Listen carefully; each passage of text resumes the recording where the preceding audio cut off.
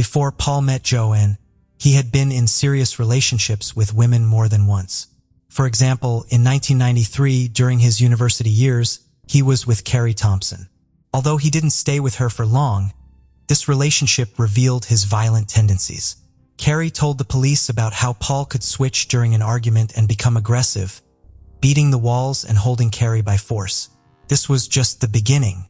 In 1999, Jenny Mary Clark appeared in his life. They wasted no time, and just 2 weeks after meeting, the wedding bells were already ringing. However, their marriage began with a real nightmare. On their wedding night, Paul attacked Jenny, and this was not a one-off incident. He continued to beat her and even strangled her into unconsciousness. Investigators claimed that this abusive behavior was repeated with Joanne.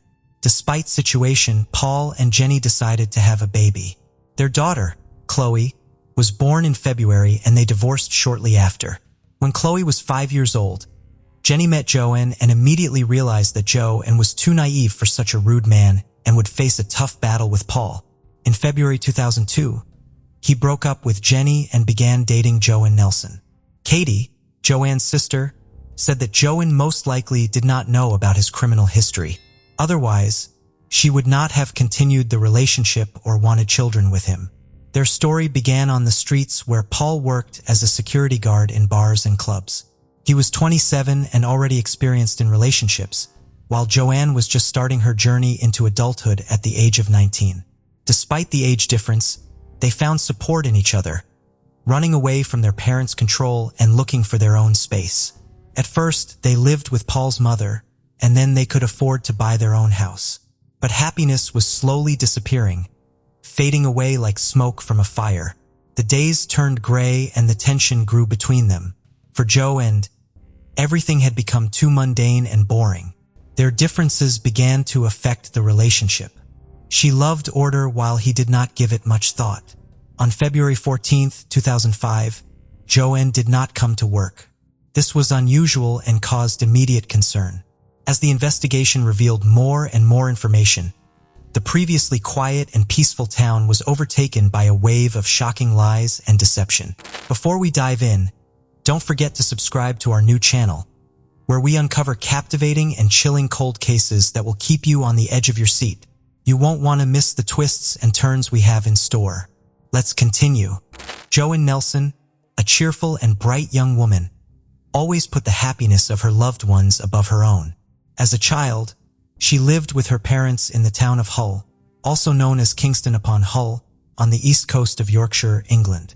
Her mother, Jean, was a teaching assistant, and her father, Charlie, worked as an engineer for the city council.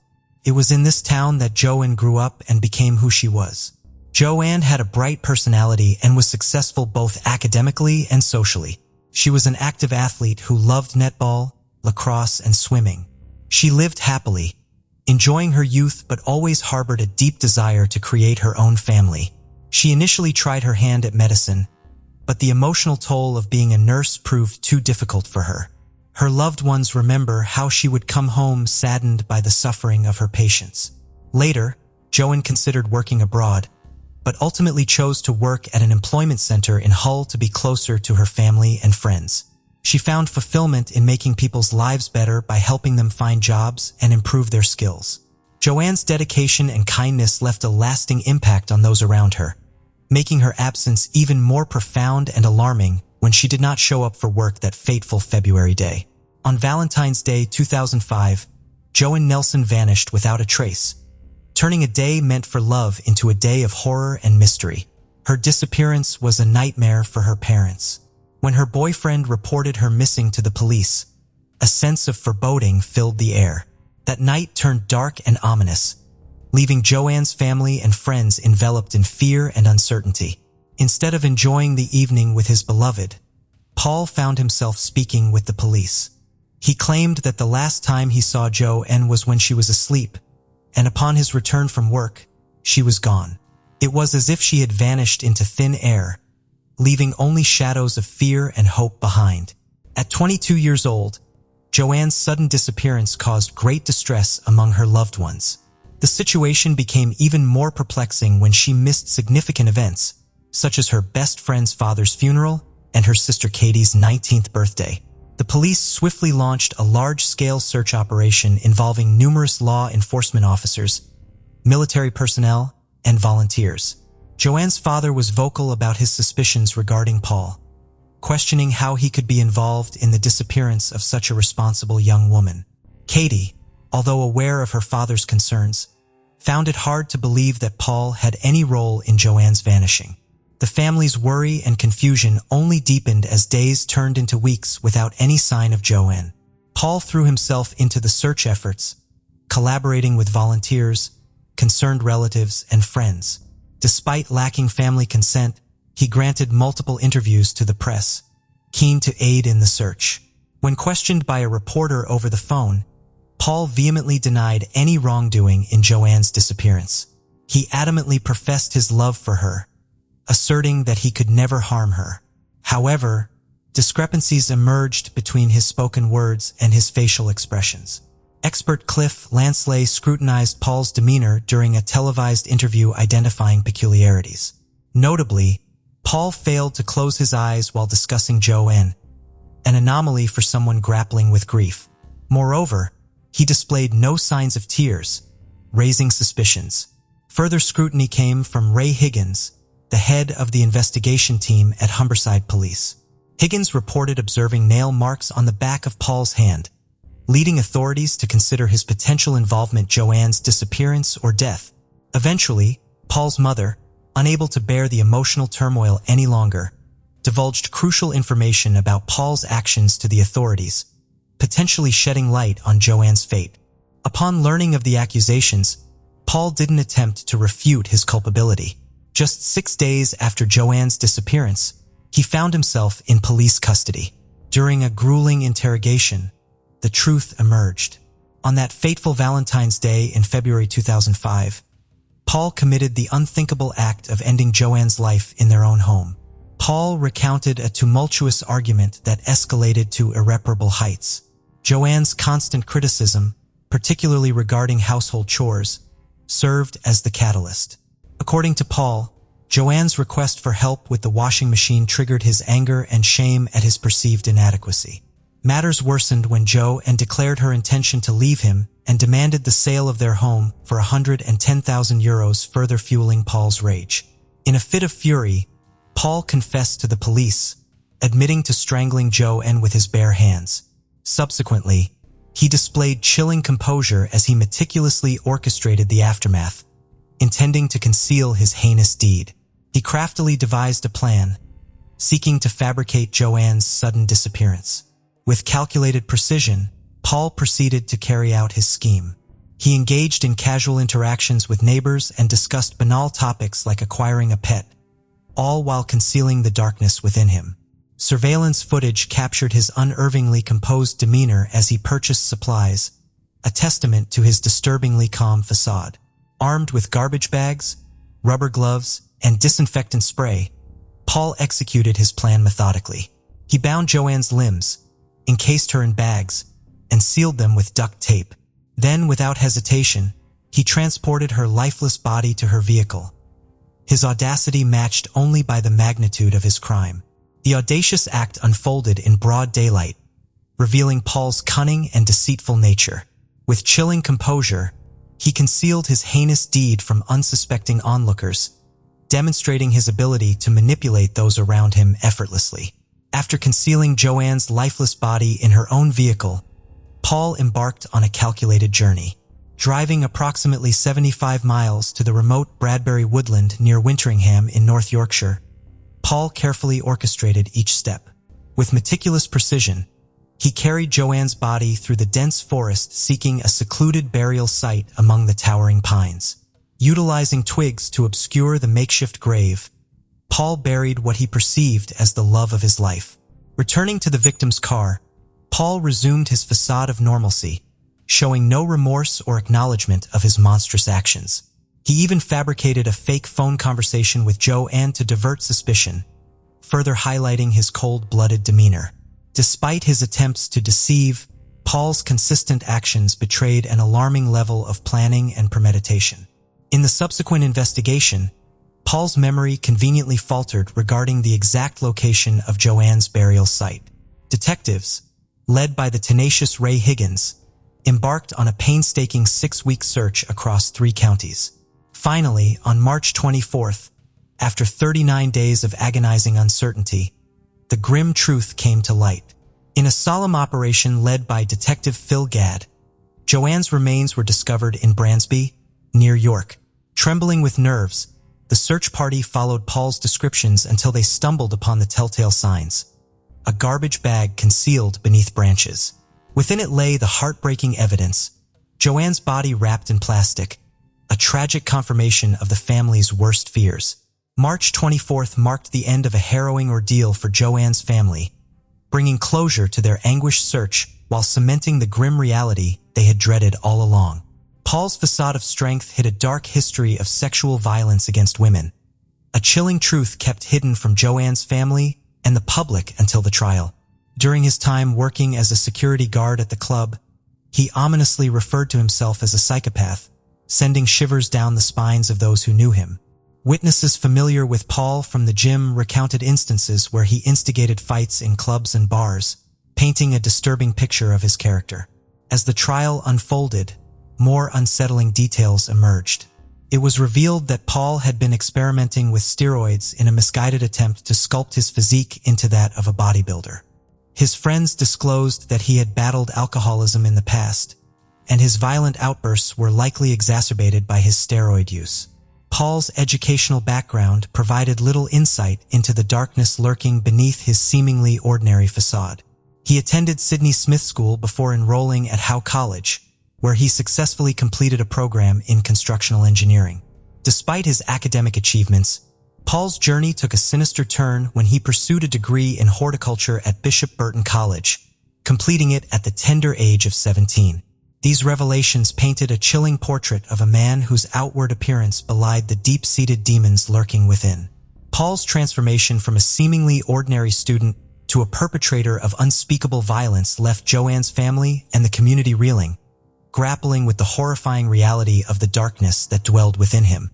Paul's journey through life took him from Saudi Arabia to Somerton Road, where he worked diligently in various industries alongside his father, Peter Dyson. Together, they navigated the maintenance industry, honed their gardening skills, and delved into the intricacies of machining. Paul's employment history painted a picture of a young man eager to carve out his path in the world of work. However, behind the veneer of normalcy lurked a disturbing truth. At the tender age of 15, Paul's life took a dark turn when he crossed paths with Colin Allen, a martial arts expert with whom he formed an unlikely bond. It was to Colin that Paul confessed to a heinous crime, a confession that ultimately led to his arrest. Paul's acquaintances shed light on his complex character. While some saw him as charming and attractive to women, others witnessed a more troubling side to his personality. He often leveraged his position as a security guard to forge connections with women from higher social echelons, revealing a distorted perception of himself and his interactions. Colleagues and relatives offered contrasting portraits of Paul, depicting him as both outspoken and boastful about his athletic prowess, yet also capable of making disturbing statements. Shockingly, Paul's family recounted instances where he proudly boasted about his father's involvement in the deaths of 2 individuals. This seemingly incredulous claim, however, proved to be rooted in reality. Paul's father, Peter Dyson, had indeed served time in prison for the manslaughter of 22-year-old John Dickinson, a man with whom his wife had been unfaithful. The tragic events of 1967 cast a shadow over Paul's upbringing, exposing him to the grim realities of life and death at a young age. Through Paul's tumultuous journey, a complex and unsettling portrait emerged, revealing the interplay between family history, personal choices, and the darkest depths of human nature. In 1974, a mere 2 days after Paul entered the world, tragedy struck with haunting consequences. Peter Dyson, his father, found himself entangled in a fatal accident. Behind the wheel, he collided with 47-year-old Gordon Kell, who was returning home after jubilantly celebrating a silver wedding anniversary. In a chilling turn of events, Peter fled the scene, leaving Gordon to perish on the roadside. Despite the gravity of the situation, Paul idolized his father, viewing him through a lens of admiration and heroism. The untimely demise of Peter in February, succumbing to a heart attack in the midst of their life in Saudi Arabia, left an indelible mark on Paul's psyche. It cast a shadow over his existence, shaping the trajectory of his fate in ways both profound and ominous. As the trial unfolded on November 7, 2005, a hushed courtroom bore witness to a startling revelation. Paul, in a dramatic turn of events, stunned onlookers by entering a guilty plea. Joanne's family, bracing themselves for a protracted and grueling legal battle, found themselves thrust into a realm of disbelief and uncertainty. In a moment of collective astonishment, they whispered affirmations as Paul's admission reverberated through the chamber. Throughout the proceedings, Paul maintained a stoic demeanor, his gaze fixed straight ahead or cast downward, deliberately avoiding the piercing stares of Joanne's grieving loved ones and the scrutiny of law enforcement. Not a flicker of emotion crossed his impassive countenance, not even during the formal announcement of the charges against him. His lawyer, Harry Beryl, stood before the court acknowledging the gravity of the situation. With unwavering resolve, he conceded that there could be no excuse for the heinous act perpetrated by his client. In the wake of Paul's shocking confession, a pall of solemnity descended upon the courtroom, marking the beginning of a harrowing journey toward justice and closure. On Tuesday, November 8th, nearly 10 months after the tragic murder, Paul received his sentence. Life imprisonment with a minimum term of 16 years. Remarkably, just 14 years later, in November 2019, at the age of 45, Paul found himself transferred to an open prison and recommended for day release. The parole board cited Paul's active engagement in self-awareness programs and successful completion of an intensive interpersonal relationship improvement program. Recalling the day of Joanne's disappearance, Katie was struck by Paul's behavior. She now regrets offering him comfort when he appeared at her doorstep. Later, when Paul wandered off, Katie, consumed by worry, searched for him. Finding him at the bus stop, she squeezed his hands in an attempt to provide support as he sat there, overcome with emotion. She even embraced him, hoping to offer solace. Reflecting on the moment, Katie admitted she hadn't initially noticed the scratches on his arm, but upon later reflection, she couldn't forgive herself for missing them. The easing of Paul's detention conditions and the prospect of day release stirred deep emotional turmoil within Joanne's family. Katie, speaking to the media, expressed their sense of loss and confusion in the face of this news. Paul's impending release dredged up painful memories of Joanne's untimely death, leaving the family grappling with a sense of injustice, despite their belief that Paul didn't deserve such leniency for his heinous actions. The case of John Thomas McGuire. Amanda and Anna Marie McClure were two sisters who lived in an orphanage. Living in an orphanage can be extremely challenging. You don't have a place of your own or time to yourself, and if you're unable to stand up for yourself, you're at risk of being bullied by kids who have been there longer. Typically, bullies target children who are loners. Sisters Amanda and Anna Marie McClure were luckier than most because they can always protect each other. They feel comfortable being around each other and don't try to make friends with anyone. Unfortunately for Anna Marie and Anna Marie, their family secret is about to be revealed. Their father, Larry, has been convicted and imprisoned, and this news has been widely broadcast on television by various news sources. One day, the McClure sisters, Amanda and Anna Marie, helped a new girl named Meredith who was being bullied. Meredith had been living with her mother, who was addicted to drugs. After her mother's death from an overdose, Meredith was too afraid to call for help and stayed with her mother's body for a few days. It wasn't until a friend visited and found her mother's body that emergency services were called. Meredith soon became friends with the McClure sisters, and the three of them had a lot of fun together. Amanda and Anna Marie never told anyone why they were living in an orphanage. And when Meredith asked, Anna Marie made up a story about their father being a police officer who died while on duty to catch a dangerous criminal. Meredith was so impressed with Anna Marie's story that she told it to the other children at the camp. Overnight, the McClure sisters became heroes and were admired by everyone. Most of the kids in the shelter had parents who had died from substance abuse or were in prison, so the McClure sisters' story made them stand out in a positive way. The sisters' secluded life at the orphanage came to an end when all the children wanted to befriend them. However, this marked the beginning of a difficult period in their lives. A heartbreaking truth comes to light. Their father, presumed dead, is actually alive and serving a prison sentence for violence and sex crimes he committed against minors. The sisters' lives became a nightmare. However, they got a second chance when two different families decided to adopt them. This meant they would be living apart, and their bond was eventually broken. Amanda, who had previously worried her adoptive parents. They were worried that she would be single forever and that not having a biological family had a profound effect on her mental health. Amanda's adoptive parents were relieved to learn that she was in a serious relationship with a man named John Thomas McGuire, who was 38 years old. This would be his second marriage, and he had 2 sons from a previous marriage. What reassured them even more was that John seemed to be a perfect partner and always supported her. He also had a friendly relationship with his ex-wife, which was a good sign for Amanda's future with him. After serving his sentence, Larry McClure was pardoned and settled in Virginia. His first priority was to find his daughters. He went straight to Amanda's foster parents, Glenn and Alex, said hello and introduced himself. He asked to see Amanda and requested her contact information, including her address and phone number. Although Larry appeared disheveled and intimidating, with deep wrinkles and dark circles under his eyes, he didn't seem intoxicated. However, his behavior was not quite right. Glenn, Amanda's foster parent, refused Larry's request but promised to inform Amanda that her biological father was looking for her. Larry was taken aback by the term biological father, but he thanked Glenn and left. Glenn did keep his promise. He told Amanda that her father was free and was looking for her. Amanda was torn with a part of her wanting to reject her father, given his past mistakes, and another part wanting to give him another chance. Amanda reaches out to her father, Larry, after many years of separation. Amanda initiates the conversation by calling her father, who is overjoyed to hear from her.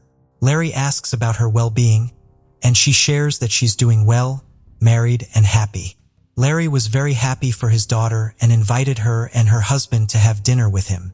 Amanda is initially uncertain about meeting her father, but he senses her hesitation and reassures her by telling her to forget the old grudges, and he has lived all these years with only one thought, to see her and Marie.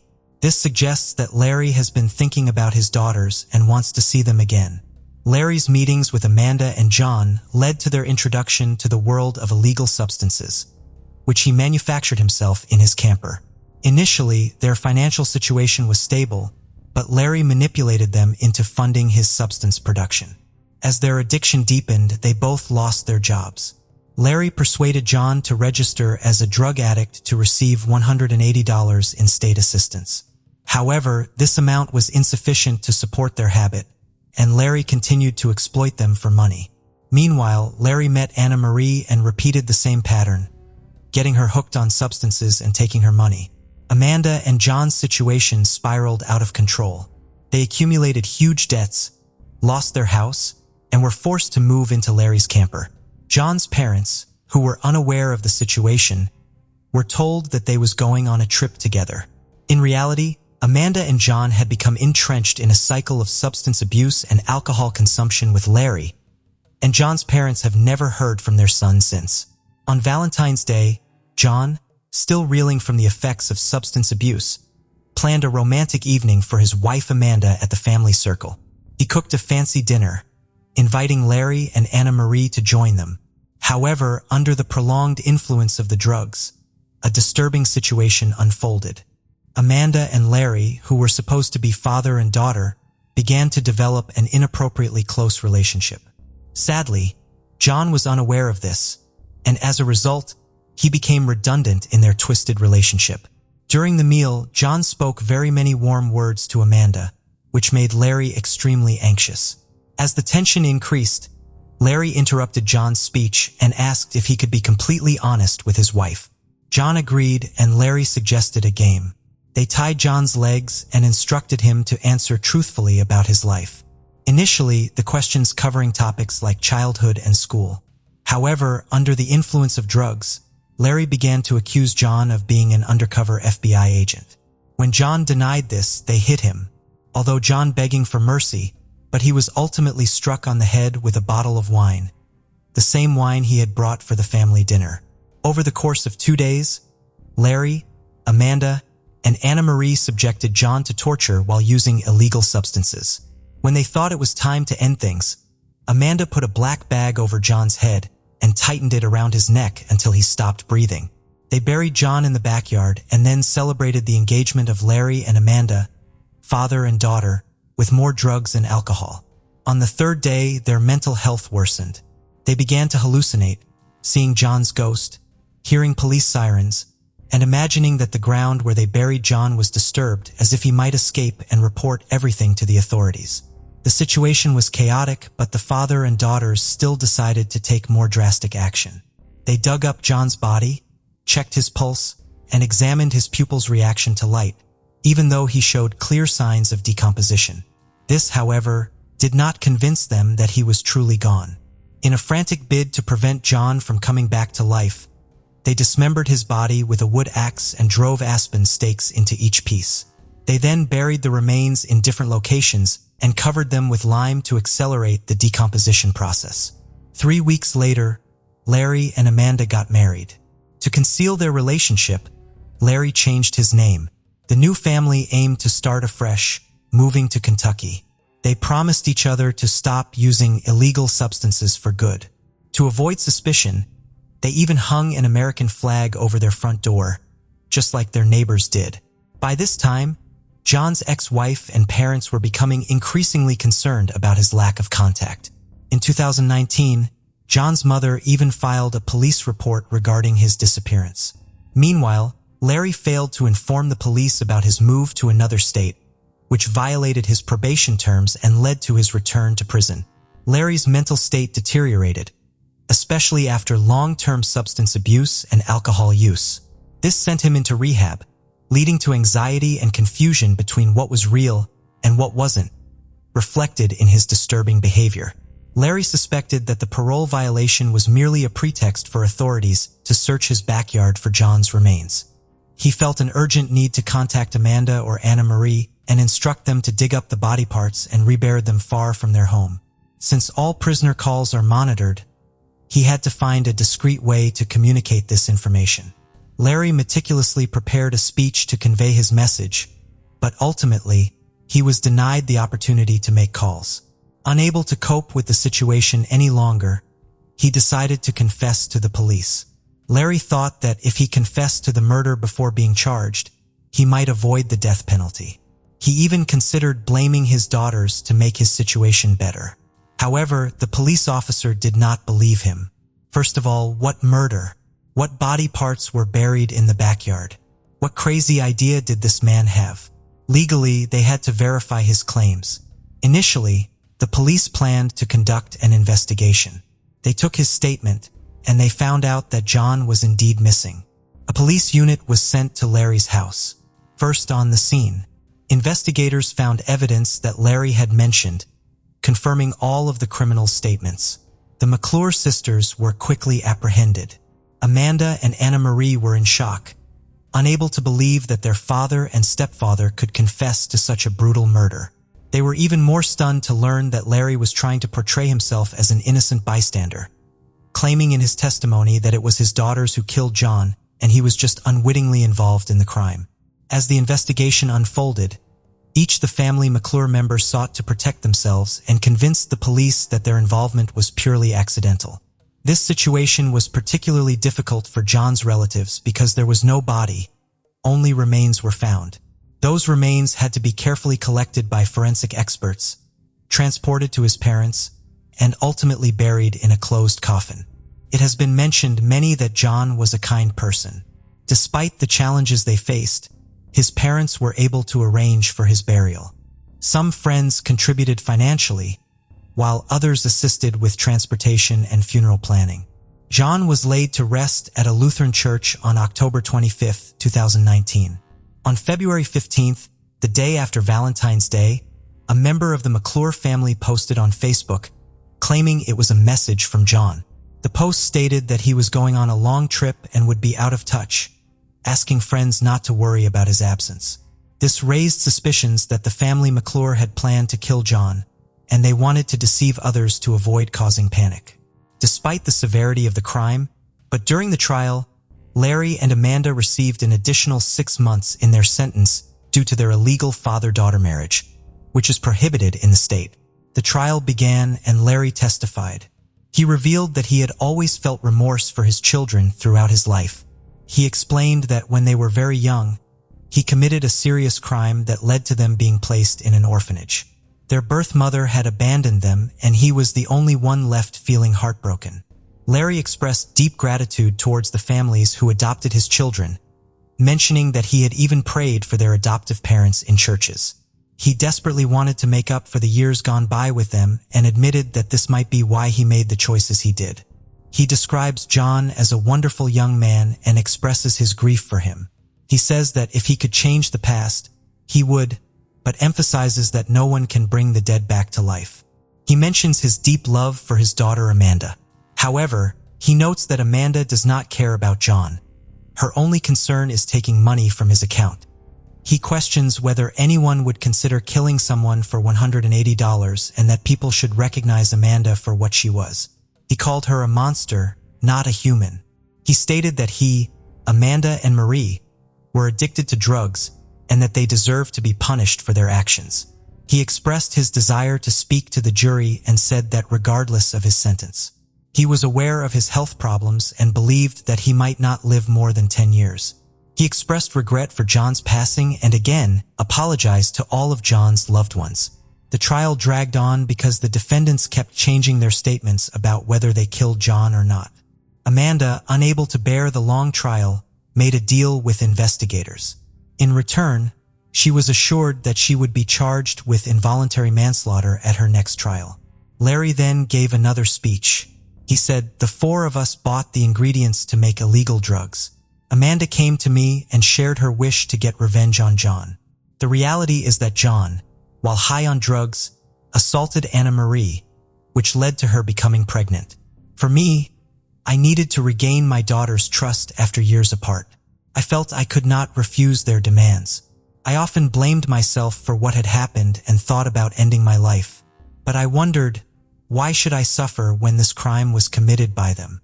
After Larry's speech, it was John's family's turn to speak. John's mother cried uncontrollably and could not express her emotions. She expressed, "Even if one day I can forgive the McClure family, I will never forget what they did. I also hope I live long enough to see one of them die before me." Next, John's children spoke, cursing the killers and declaring that they would never forgive them. The judge delivered the final verdict, sentencing Larry McClure to life in prison without the possibility of parole. When the sentence for Amanda was revealed, her adoptive parents regretted telling her that her biological father was looking for her.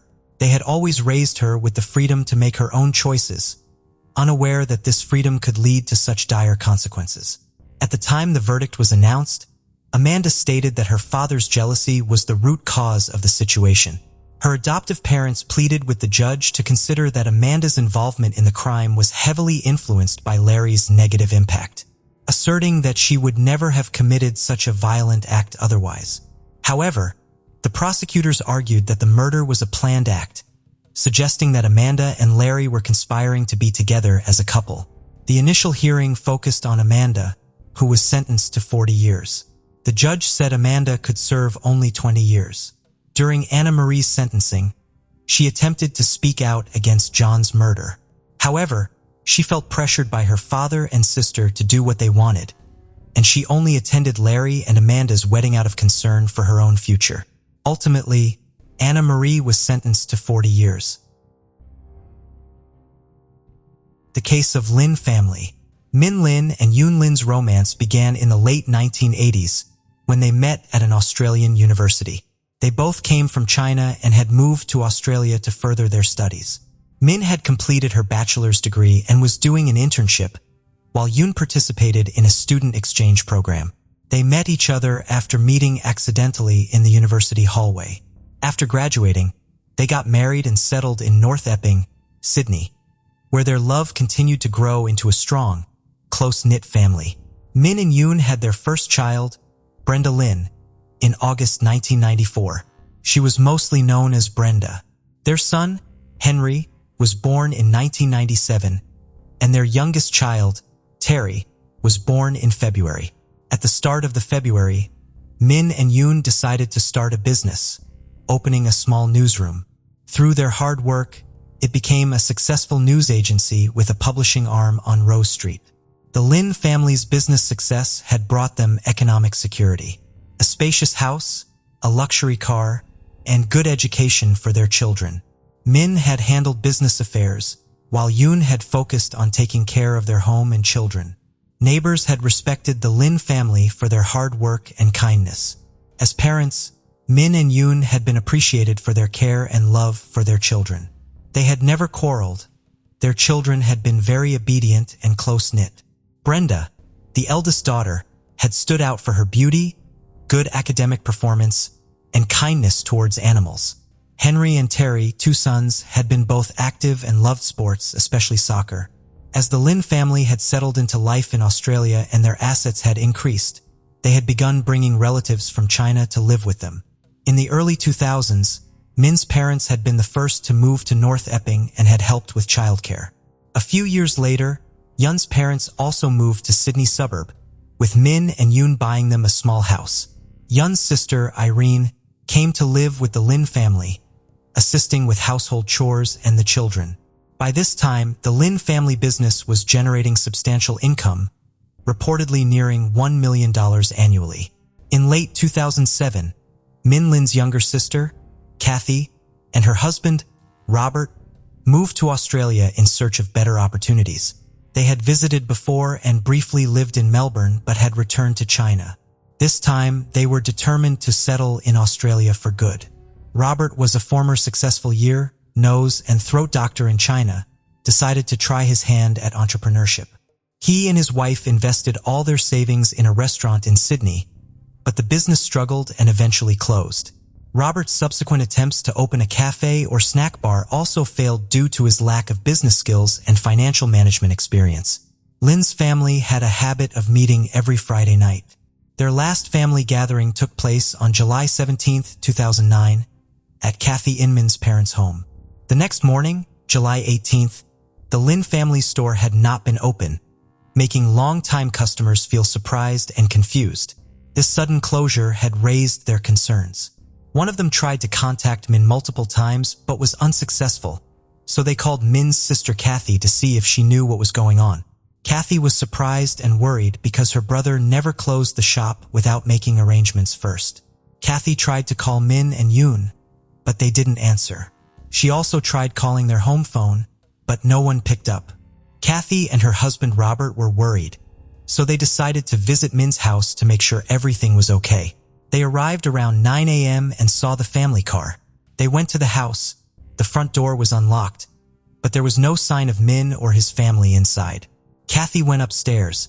When she opened the bedroom door, she was shocked by what she saw.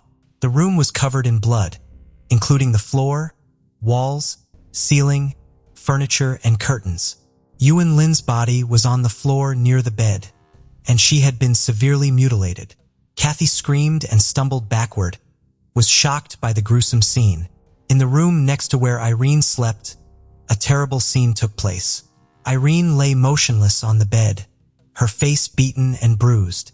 The bedrooms of Henry, 12, and Terry, 9, also revealed horrifying scenes. Both were brutally beaten to death. Their bodies were found in separate corners of the room. Min Lin's body was found in his bedroom, covered with a blanket soaked in blood. He was killed in the same way as his family. It seems he was the first victim, followed by his wife, her sister, and then the two boys. Kathy immediately contacted emergency services. After Kathy's urgent call, Robert left to fetch the Lynn's parents, who lived about 10 kilometers from the crime scene. Police and paramedics arrived quickly, encountering what they described as one of the most horrific crime scenes they had witnessed. Tragically, the Lynn family members were all killed. Each person died from multiple blows to the head with a heavy blunt object similar to a hammer. However, the crime weapon was not found at the scene. The initial examination of the crime scene did not reveal any important clues. The killer did not leave the murder weapon behind, and they did not take any valuables or money. This suggests that the main goal was to kill the Lynn family, not to steal from them. At first, investigators thought there might be multiple attackers because it seemed unlikely that one person could overpower so many people. However, evidence showed that the children were awake during the attack and tried to escape. There were blood stains and splatters throughout the house. Oddly, all adult victims had head injuries and showed signs of strangulation. Investigators found identical bloody shoe prints in each room with a tread pattern. Although they could not identify the shoe brand, they determined the shoe size. No fingerprints were found, suggesting the killer or killers wore gloves. Initially, the police had no leads or theories about the perpetrator's identity. Friends and neighbors of the Lynn family all said that the family had no known enemies, making the motive for the brutal massacre unclear. The attack occurred between midnight and 3 a.m. on July 18th. Brenda Lynn, the eldest child and now sole survivor of the Lynn family, was attending school in New Caledonia at the time of the tragedy. She learned about the incident through social media and initially did not believe it was related to her family, but the truth devastated her. Brenda soon received a call from her Aunt Kathy, who tearfully confirmed the devastating news. Brenda was immediately flown back to Sydney, where Kathy and Robert met her at the airport. She then moved in with them, as her family's home was closed off as a crime scene. The following day, Brenda was taken to the police station, overcome with grief, to be questioned. However, she had no new information to share, stressing that her family had no enemies and hadn't noticed anything unusual before her trip. After her family's passing, Brenda inherited a significant fortune, including property and the family business. Since she was still a minor and in school, her guardians, Kathy and Robert, took on the responsibility of managing the estate. Brenda's grandparents offered their support, but Kathy and Robert insisted on being her caregivers. Robert even threatened to take legal action if the grandparents sought custody, claiming they were too old to care for a teenager. The matter was eventually resolved, with Brenda remaining in the care of her aunt and uncle. The Lynn's shop and publishing business reopened under new management after a temporary closure. However, Brenda had not yet taken over the business operations. Robert began reviewing the family's financial records, including bank accounts, savings, and real estate. Beside that, experts thoroughly investigated the crime scene, documenting every detail, but no concrete leads were found. They believed the killer acted alone and entered the house quietly, possibly threw in with a key. The killer wore size 9.5 shoes with a distinctive tread pattern and likely used a hammer as the lethal weapon, which was never found. The killer wore gloves, leaving no fingerprints or foreign DNA behind. One notable detail was the presence of blood stains on the doorknobs of each bedroom where the killings occurred, indicating the killer's bloodied gloves had touched them. However, there were no blood stains on Brenda's room doorknob, suggesting the killer knew she was not present. The Lynn family tragedy received extensive media coverage. However, with no concrete evidence or suspects, numerous implausible theories surfaced. Speculation about the family's supposed vast wealth leading to their murder. As the investigation had stalled, no suspects had emerged for the probe. The theory of a robbery had eventually been abandoned because the killer had left money and valuables intact, suggesting the sole motive had been to kill family members. Furthermore, the fact that the house had lost power on the night of the murder suggested that the murderer had been someone who was familiar with the location of the electrical panel. The attacker's ability to control the house in darkness showed that he had prior knowledge of the house's layout. When reviewing the case, an investigator replayed Kathy's emergency call, looking for missed clues. An important hint was detected in the recording. The recording captured Kathy's frantic attempts to explain the situation, her words interrupted by crying and sobbing. At the end of the call, Kathy mentioned her husband's name and talked to him in Cantonese. This piqued the investigators' interest, causing them to translate her words. The translation revealed that Kathy was pleading with Robert not to leave Kathy home alone. This was significant since Robert had left Kathy at the scene of the crime to pick up her parents, despite the potential danger. With 5 people brutally murdered and the killer possibly still inside, Robert's calm aroused suspicion, as if he already knew for certain that Kathy was safe. The police finally identified Robert as the main suspect. A crucial discovery was that Robert had a key to Min's house, which had been given to Robert shortly before the tragedy. However, Robert never mentioned this during questioning, and his wife Kathy was unaware that Min had given him the key. It was Brenda who unintentionally revealed this important information to investigators. Further investigation showed that Robert's claim of being a successful ear, nose, and throat doctor was false. Although he had a medical degree, he had never had a stable job in the field. There were rumors that he had fled to Australia to avoid punishment for alleged bribery charges in China. In Australia, Robert failed to establish a successful career and wasted his remaining savings on unsuccessful business ventures. After moving to North Keeping, he became idle, relying on his wife's income. Once the guardianship papers for Brenda were finalized, Robert acted as if he had inherited the Lynn family's estate. His first move was to force Yun's parents out of their home, which Min had bought for them. Although the house remained in Min's name, Min and Kathy's parents were still allowed to stay in their own home that was also purchased for them. Based on this information, investigators suspected he had a long-standing plot to usurp Man's family property, money, and profitable business. However, the police could not arrest Robert yet due to a lack of concrete evidence. Through a combination of interrogation, surveillance, and other methods, the investigation team was granted permission to install hidden cameras in the Robert household. They hoped to gather the evidence needed to prove Robert's guilt. The breakthrough came sooner than expected, starting with an unexpected revelation from Kathy during an interrogation. Kathy mentioned Robert's preference for a specific brand of shoes. A few years ago, Robert bought 2 pairs of limited edition sneakers that he really liked. He had worn out one pair and thrown it away, but kept the other pair at home. What's important to note is that Robert's shoe size, 9.5, matched the size of the shoes worn by the killers. The crucial evidence was caught on a hidden camera, which showed Robert deliberately destroying the box that held the remaining pair of shoes. A search warrant was issued for Robert's home. During the search, police found a new pair of size 9.5 sneakers with the same pattern as the pattern collected at the crime scene. In the garage, they discovered a small blood stain, which was later confirmed by a forensic examiner to be a blood stain containing DNA from all 5 victims of the Lynn family, linking it to the crime scene. In May 2011, 2 years after the tragedy, Robert was officially arrested. He denied involvement, claiming the blood stains in his garage appeared after returning from Lynn's house following the tragedy. He also downplayed the importance of the sneakers, saying they were new and he threw away the old shoes. While in prison awaiting trial, Robert shared a cell with a number of informants whom the police had arranged. During a conversation, he confessed to carefully planning the crime and covering his tracks. He bought the weapon in a store without surveillance cameras and gave his wife tea so she wouldn't wake up while he was committing the crime. He removed the hammer, shoes, gloves, and clothes so police would never find them. At trial, Robert denied everything. The only evidence against him is what the informant said and some indirectly clues. The jury failed to find Robert guilty, and he was released on bail in December 2015. But when the trial resumed in June 2016, another informant said Robert had confessed to being haunted by Brenda since she was 13 years old.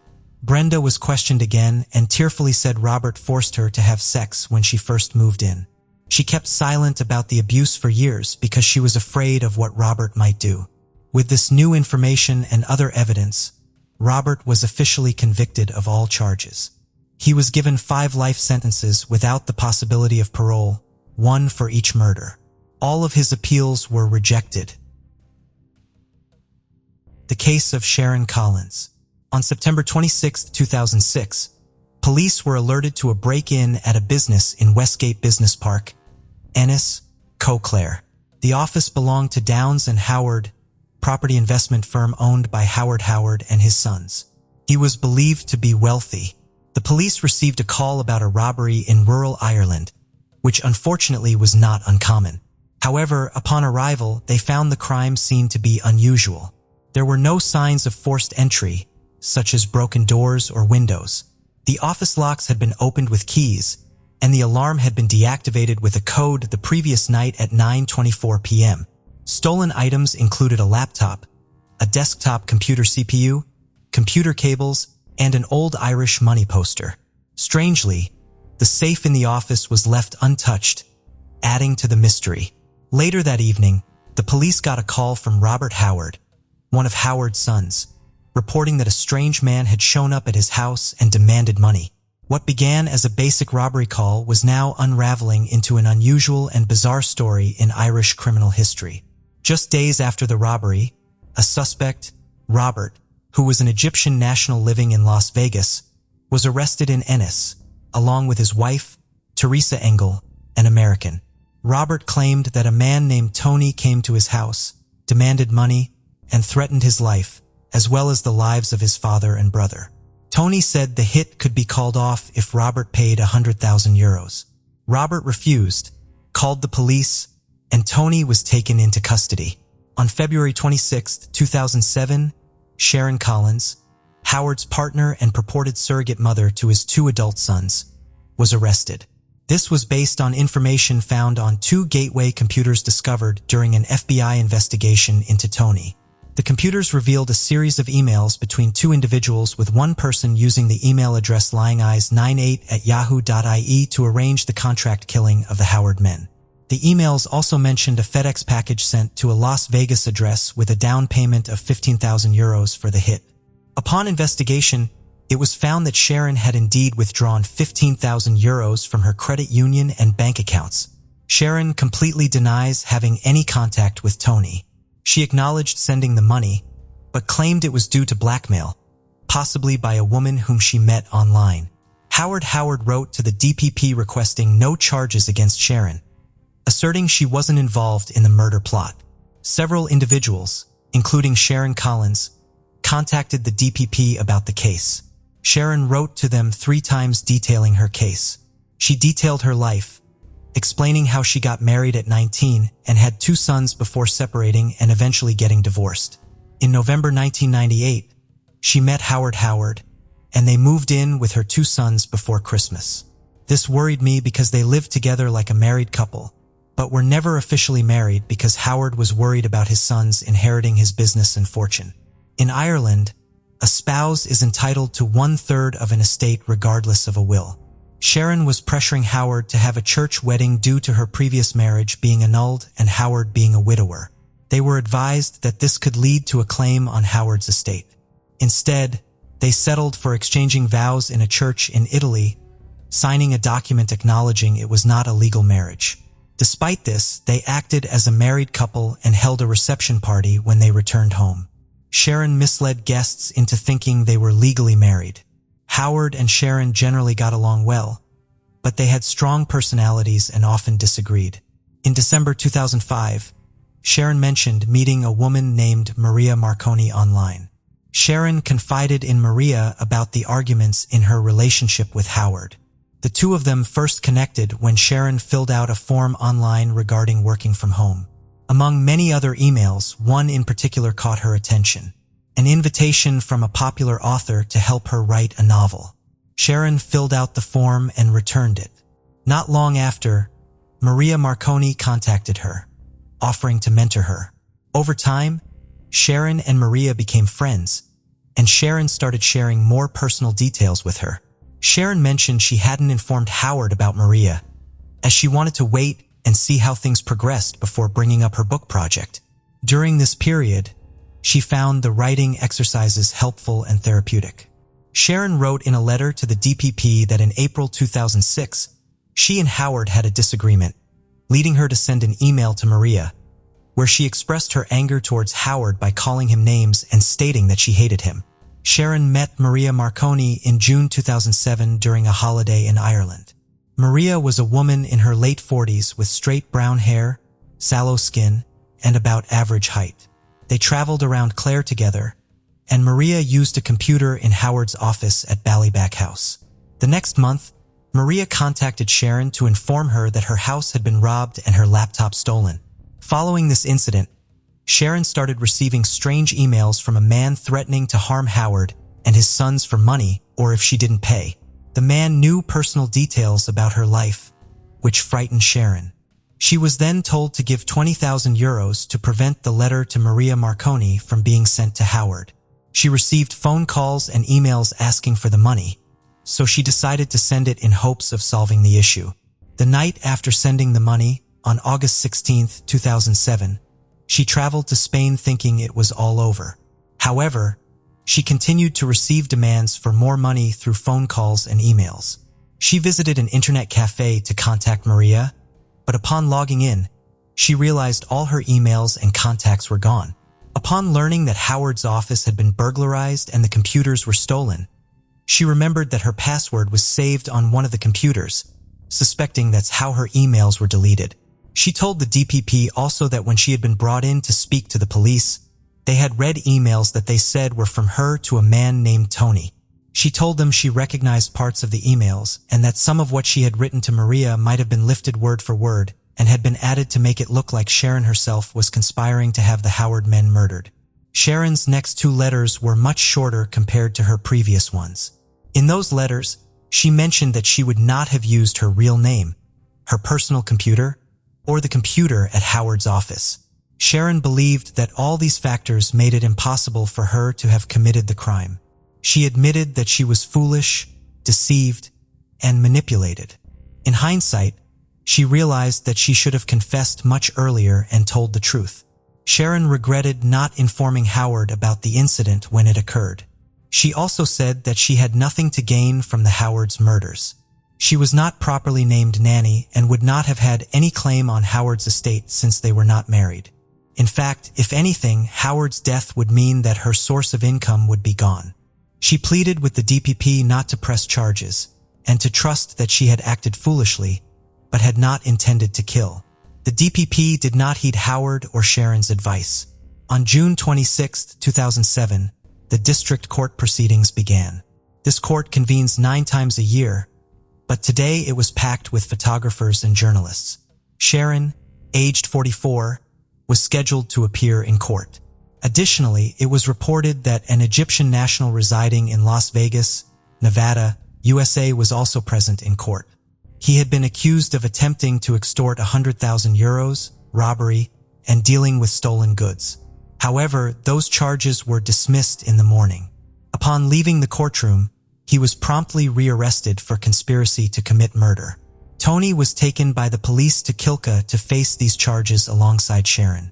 Both were brought before the court and formally charged with conspiring to kill Howard and his 2 sons, Robert and Neil. It's worth noting that each of the accused were granted free legal aid, and so the cost of the case was falling on the state, which in turn cost the taxpayer. So with 12 solicitors, the accused, police involved in the case, family members and press, the courtroom was packed to the gills, and the judge was not a happy guys. So the following week, the case has moved to a much bigger venue. Sharon faced 3 charges of conspiracy to murder and faced another 3 charges of soliciting Tony to murder the 3 men.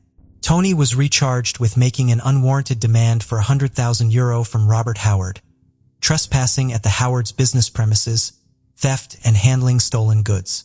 The 2 of them pleaded not guilty to each of the charges. The jury learned that the investigating officers had collected a lot of information and evidence with help from the FBI in the United States while they were investigating Tony for similar charges. According to the prosecution, Tony, also known as Tony Luciano, was asked by Sharon to kill the Howard men. Sharon had also obtained a proxy marriage certificate from Mexico for herself and Howard, which she paid 1,000 euros for without Howard's knowledge. She used this to apply for and receive an Irish passport in the name of Sharon Howard. Sharon had posted the keys to the Harrods business offices to Tony, and he used these to gain access and steal the computers that had evidence of Sharon's contact with him, along with the keys she sent him, photographs, and money. Robert had gone to the offices of his family business and noticed that the door was unlocked, and the alarm was no longer set. He saw that 2 computers were missing. Later that night, around 10:30 p.m., he received a phone call at home from a man he didn't know, who said he had heard that Robert lost a few computers. 5 minutes later, there was a knock on the door, and when Robert opened it, he found a man calling himself Tony, who had one of the computers. Robert took the computer into the house and informed his brother Neil, who was also indoors, to contact the police. After coming back to the front door where Tony was waiting, Tony revealed that he had been hired to harm Robert, Neil, and their father Howard for €130,000, but he refused to comply. Tony proposed to cancel the contract for €100,000, which the Howard family agreed to pay. Tony showed Robert photographs of the Howards and a piece of paper with various directions to their houses. Robert was a little freaked, hoping the police would arrive soon before Tony tried to leave, which he did. Robert ended up following Tony, but lost him at the crossroads.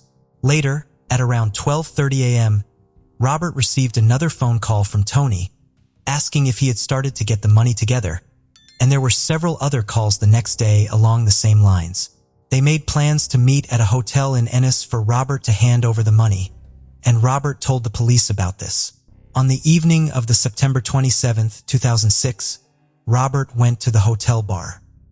He got another call telling him to meet a woman near the hotel bathrooms as she would be collecting the money from him.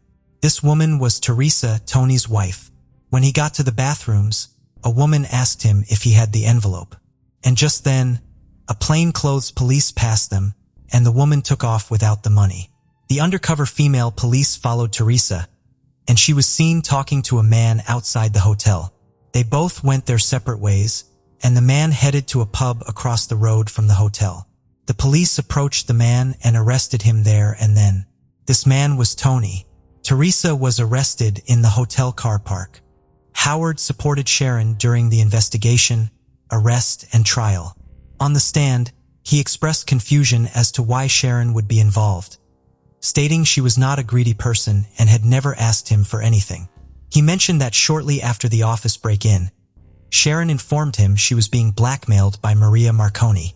Howard explained that he had asked Sharon to go to Las Vegas in order to hire a private investigator to locate Maria Marconi, but she was not successful in doing so.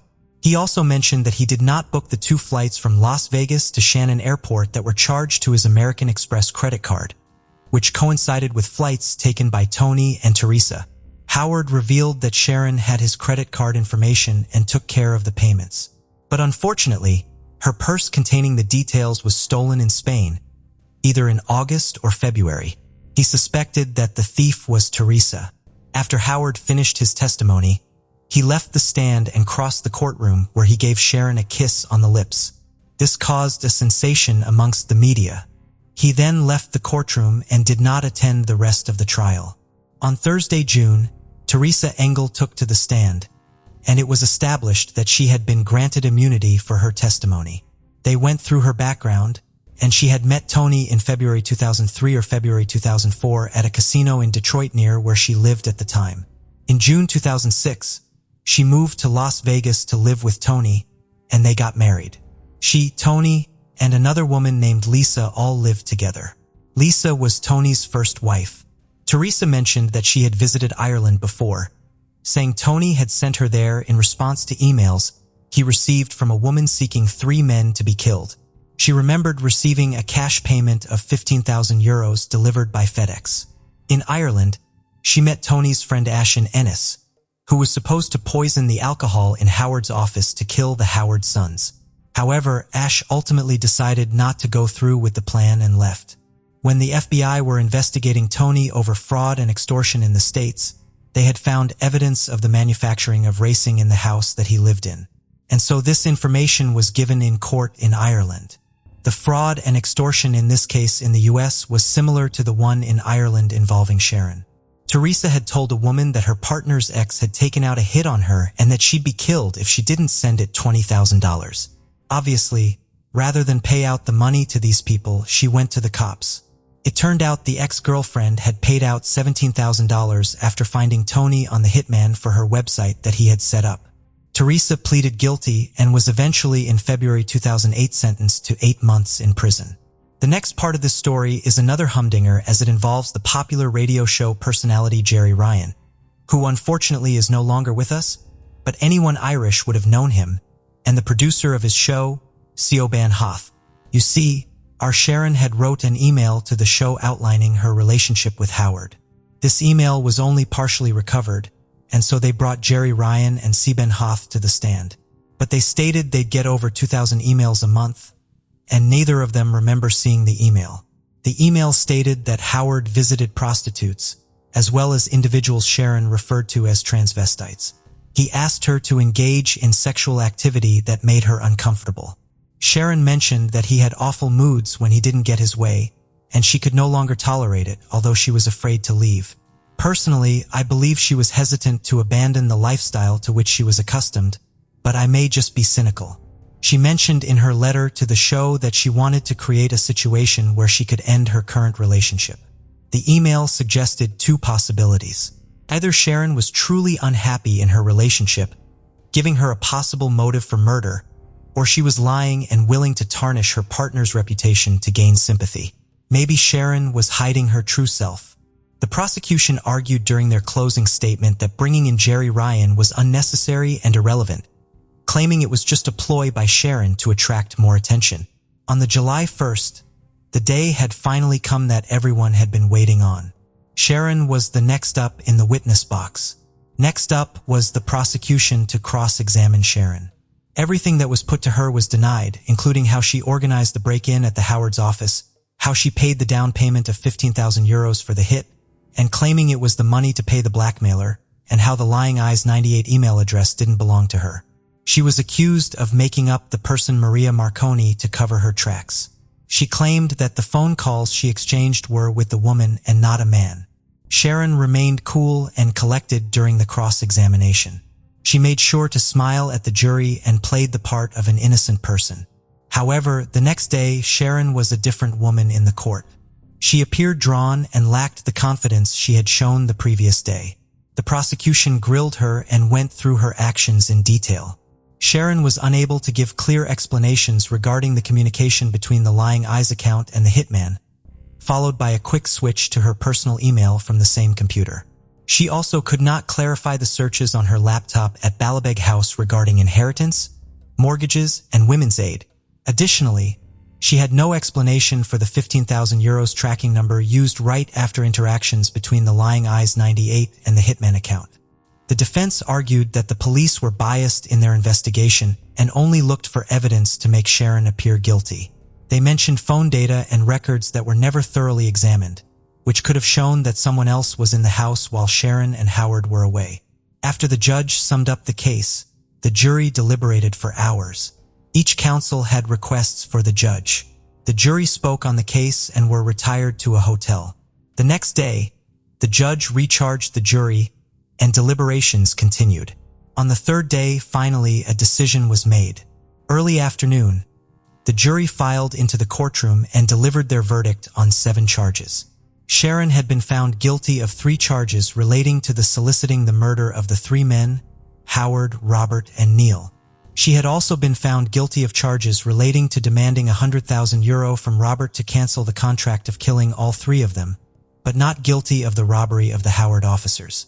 Sharon broke down in tears as the jury returned to deliberate further on the outstanding charges. By 3 p.m., the jury returned and found her guilty of the conspiracy to murder counts. By 6 p.m., they returned and ultimately could not reach a decision regarding the guilt or innocence of Tony on those counts. Both were remanded in custody to await sentencing. And for the first time, Sharon was going to spend time in prison. On Monday, November 5th, Sharon and Tony went to court for sentencing. Sharon maintained her innocence as she faced the judge again. Howard also spoke to the judge, saying he still supported Sharon and didn't think she could have planned to kill him. It was taken into account that Sharon had no previous record. But obviously, it wasn't taken into account that she'd never admitted to her guilt when sentencing. She was sentenced to 6 years in total and would serve 4 years and 9 months. Tony was sentenced to 6 years in total also and took his sentencing all in his stride. I suppose compared to U.S. prisons, ours are like a holiday camp. It was backdated to February 2006. Howard expended nearly 200,000 euros on a private detective in an attempt to obtain fresh evidence for Sharon's appeal, but it was unsuccessful. Sharon was eventually set free in September 2012, and in 2015, she granted an interview to the Irish Independent newspaper after relocating to Belfast, Northern Ireland. Throughout, she continued to assert her innocence and contemplated writing a book to share her perspective, but ultimately opted for a low-key lifestyle, aspiring to lead a peaceful existence. During her time in prison, she obtained certification in sports massage therapy and now works as a professional dog walker. She only intended to stay in Belfast for a short while, but she made such good friends up there that she decided to stay. Howard stood by her all the time she was in prison, but after she got out, the relationship fizzled out and they both went their own way.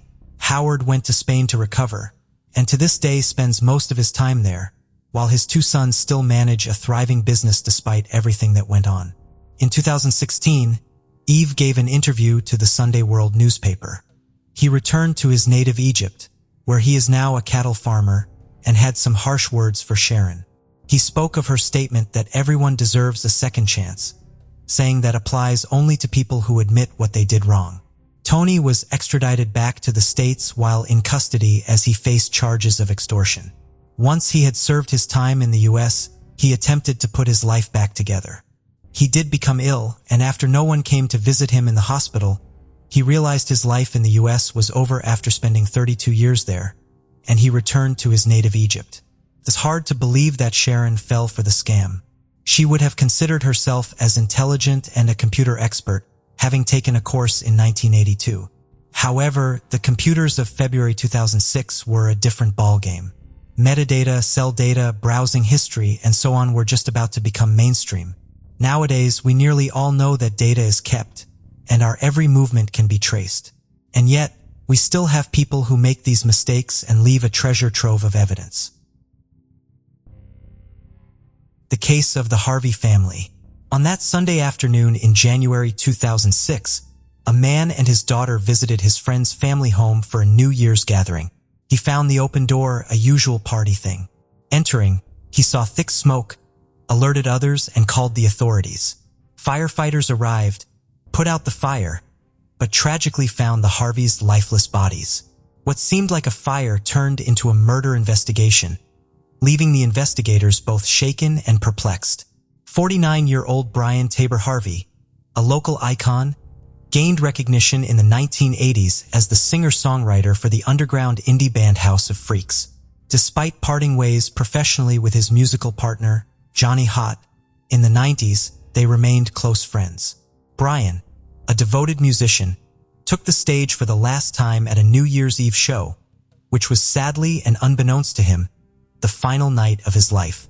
On the other hand, 39-year-old Catherine Elizabeth Grabinski achieved success as the co-owner of the popular toy store World of Mirth, located in Richmond's Carytown district. A community pillar, she was an artist involved in various endeavors from painting sets for community theater to working as a pastry chef and waitress. Catherine had an older sister, Shelley Grabinski, and was also the half-sister of actor Stephen Culp, known for his roles in The West Wing and Desperate Housewives, among other films. The paths of Brian and Catherine crossed at the Border Cafe on Main Street where Catherine worked, and Brian frequently visited with Johnny. In 1990, they got married, and the House of Freaks released an album featuring a song dedicated to Catherine titled, I Got Happy. The couple welcomed two daughters into their lives, Stella and their first daughter, born in 1996, and Ruby May, born in February 2001. While Brian continued his musical pursuits, he also took on a job working on computers for the Henrico County School System. Catherine, on the other hand, embarked on the entrepreneurial path by opening World of Mirth, a unique toy and gift store that became a cornerstone in the fashionable Carytown neighborhood. Her brother, Stephen Culp, explained in court that she wanted to create a space where parents could come with their kids and spend time, and kids could play with the toys without any toys that resembled weapons such as guns or swords. The Harvey family established their home in a stately old neighborhood on the south side of Richmond with large trees, porch swings, and ivy-covered surroundings. They had a family room in the basement of their two-story red brick house. The beautiful family was well known and beloved in the community of Richmond, and no one really had bad intentions towards them, or so everyone thought. On New Year's Day, Sunday 2006, Brian, his wife Catherine, and their two daughters, 9-year-old Stella and 4-year-old Ruby, anticipated a bustling day ahead. Their plans included hosting a lunchtime barbecue for friends and family, prompting them to rise early and make preparations for the upcoming festivities. It had become a tradition for them to throw a party every New Year's Day, gathering their extensive circle of friends for the occasion. On that Sunday morning, Brian went outside their residence in the fashionable Woodland Heights area of Richmond, Virginia, to retrieve the newspaper. Absorbed in the front page news, he returned indoors without locking the door. Since they lived in a relatively safe neighborhood, this wouldn't normally have been a cause for concern. Typically, they also didn't secure the door on party days, leaving it open for arriving friends. However, on this day, unbeknownst to Brian, opportunistic criminals were secretly lurking nearby. Catherine was busily preparing cookies in the kitchen for the anticipated guests who were expected to arrive shortly. Suddenly, she heard voices emanating from the living room. Assuming someone had arrived earlier than expected, she approached the living room, only to be confronted not by familiar faces, but by two unknown men. In the tense moments that followed, Brian, Catherine, and young Ruby were directed to go downstairs to the basement playroom. Stella, who had spent the previous night at a slumber party, had not yet joined them. Once the family was confined to the small space, the intruders used electrical cords and packing tape to restrain them, ensuring their cooperation to prevent any harm as the intruders proceeded to ransack the house. Around 10 a.m., a knock on the front door interrupted them. The apparent leader of the group released Catherine from her restraints and instructed her to deal with whoever was at the door. However, before allowing her to leave, he issued a stern warning. If she sought help or attempted to escape, her daughter and husband would be murdered as the imminent arrival of Stella was threatened. A distressed Catherine found herself in a difficult dilemma. Answering the door would expose her daughter to the same danger as the rest of the family, while ignoring the persistent knocking could incur the wrath of the assailant, who clearly had the upper hand. Ultimately, she decided that cooperation was the most prudent choice, and with that decision, she opened the door. In an unexpected turn of events, Stella swiftly darted past Catherine and made her way directly to the playroom, where the family usually spent a lot of time together. Acting quickly, Catherine intercepted her daughter's friend, preventing her from following. Karen Perkinson, the friend's mother, later recounted her surprise at Catherine's unusual behavior, which deviated from her typical exuberance. In response to Parkinson's inquiry about her well-being, Catherine, normally lively, claimed to be unwell and gestured with a circular motion to the side of her head, mimicking a gun to indicate someone might be considered crazy, abruptly ending the conversation and shutting the door. This peculiar gesture would later trouble Parkinson, who wondered if Catherine was attempting to convey that Kathy was being monitored by the intruders. And could she have attempted an escape, potentially saving herself and Stella? However, the dilemma of leaving Brian and Ruby behind weighed heavily on Catherine's mind. Perkinson left, intending to return later for the party. With all four members of Harvey's family now inside the house, Catherine went back to the basement and found a terrified Stella, who had been securely tied up along with the rest of the family. As everyone lay bound and vulnerable, chaos suddenly and unexpectedly erupted. The man in charge revealed a knife taken from the Harveys' kitchen and began slashing their throats, including those of the young girls, expressing frustration that they were not dying quickly enough. He ordered his accomplice to bludgeon their heads, but the partner refused, prompting the assailant to grab a claw hammer and ruthlessly strike them repeatedly until they stopped moving. After removing Catherine Harvey's wedding ring, the assailants used wine as an accelerant to set the room on fire and conceal evidence of their heinous acts. As they made their escape from the residence, they helped themselves to a plate of freshly baked cookies that were cooling on the kitchen counter and stole a laptop, DVD player, and various other items. Rushing out, they entered a getaway vehicle parked outside, where a woman who was in a relationship with one of the men was serving as a lookout during what was initially intended as a simple robbery. They quickly departed, leaving the scene as inconspicuously as they had arrived. Sometime later, around 1:30 p.m., Johnny Holt arrived for the celebratory gathering. Upon opening the front door, he was greeted by a dense cloud of smoke pouring out, alarmed by the strong smell of burning. He alerted the neighbors, who quickly called 911. As emergency responders entered the premises and dealt with the fire, They unfortunately found 4 bodies in the smoldering basement still intact. Investigators at the scene soon determined that the fire did not cause the victims' deaths, but rather a more sinister cause of death was uncovered. This had now become a murder investigation. Police officers and paramedics who were accustomed to witnessing the darkest aspects of humanity were reportedly so distressed by the harrowing scene that some of them openly shed tears. The revelation that the parents had been forced to witness the brutal deaths of their children and vice versa was heartbreaking to imagine. Autopsies revealed that Brian and Catherine died from blunt force trauma to the head. Stella tragically succumbed to a combination of blunt force trauma and smoke inhalation, suggesting she was alive when the fire started despite her severe injuries. Ruby's death resulted from stab wounds to her neck and back. Despite initiating an immediate investigation into the murders, the authorities had little evidence. Recognizing the potential for criminals to divulge information, they appealed to the public for assistance. And fortunately, their breakthrough came a few days later on January 6th. A woman named LaToya Pye contacted the police, requesting them to perform a welfare check on her friend, 21-year-old Ashley Brazil. Pye expressed her concerns as she believed that Ashley's boyfriend, 29-year-old Rye Joseph Dandridge, and his uncle, 29-year-old Ricky Javan Gray, were involved in the murder of the Harvey family. Ricky, who was slightly younger than his nephew by a few months, was said to be the one in charge. The shocking revelation continued as Pye disclosed that the 2 men had stored evidence of their crimes at her residence. She revealed that Gray and Dandridge had recently visited at her home with a laptop that had an image of the Harveys as its wallpaper. And the Harvey case had by then received extensive coverage in the news, leaving no doubt that the laptop belonged to them. Additionally, LaToya provided detailed information about a plan devised by Ashley, Gray, and Dandridge to rob Ashley's parents. In this plan, Ashley was supposed to pretend to be a hostage, allowing Ricky and Gray to extort money from the Brazil Tuckers, which would make Ashley appear innocent even though she was aware of the entire plan and had been offered a role.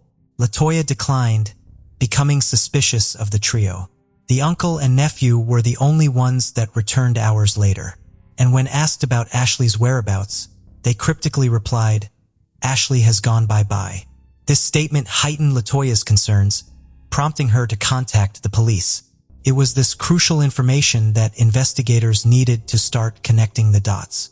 Having confirmed LaToya's information, investigators proceeded to the residence where Ashley resided with her mother, 46-year-old Mary Basil Tucker, and stepfather, 55-year-old Purcell Tucker. To their horror, they encountered yet another gruesome scene. Upon entering the home, they discovered the lifeless bodies of all 3 victims who had been subjected to a brutal method similar to the Harvey family's fate. The victims were bound, gagged, and had their throats mercilessly slit.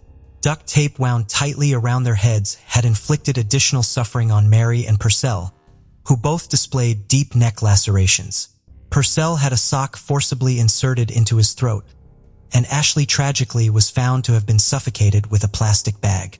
The common cause of death for all 3 was determined to be suffocation and torture. Suspecting the presence of killers, law enforcement agencies from across the region collaborated in a joint effort to apprehend them before they could commit further atrocities. Harvey, Purcell, and Mary led quiet, peaceful lives without any known enemies. Purcell worked as a forklift operator, while Mary was employed by a housekeeping business. Their tranquil existence was shattered by the betrayal of their own daughter, which ultimately led to the tragic demise of an innocent couple who was simply trying to enjoy their retirement years. The investigators swiftly uncovered the crucial link between the Harvey and Tucker cases. Ashley was found wearing Brian Harvey's wedding band and taken from Catherine. With this revelation, urgent action was imperative to apprehend Gray and Dandridge before they could inflict further irreparable harm. They traced their movements back to their home state of Pennsylvania, and Gray and Dandridge were captured in Philadelphia on January 7th. In questioning, Dandridge asserted that the murders had been conceived by his uncle, and he had merely followed instructions. Faced with these incriminating accusations, Gray readily admitted to the killings of the Harveys and his involvement in those of Ashley and her parents. While these straightforward confessions were enough to leave anyone astounded, it became apparent that this was just the beginning. Gray provided gruesome, intricate details of both family massacres, emphasizing that their actions were driven solely by the need for money. During the Harvey family murders, unbeknownst to everyone, Gray was under the influence of PCP, a drug known for inducing auditory and visual hallucinations, as well as violent behavior. Throughout his confession, Gray maintained a chilling, emotionless stare, and his utter indifference towards the lives he took led investigators to believe they were face to face with the devil incarnate.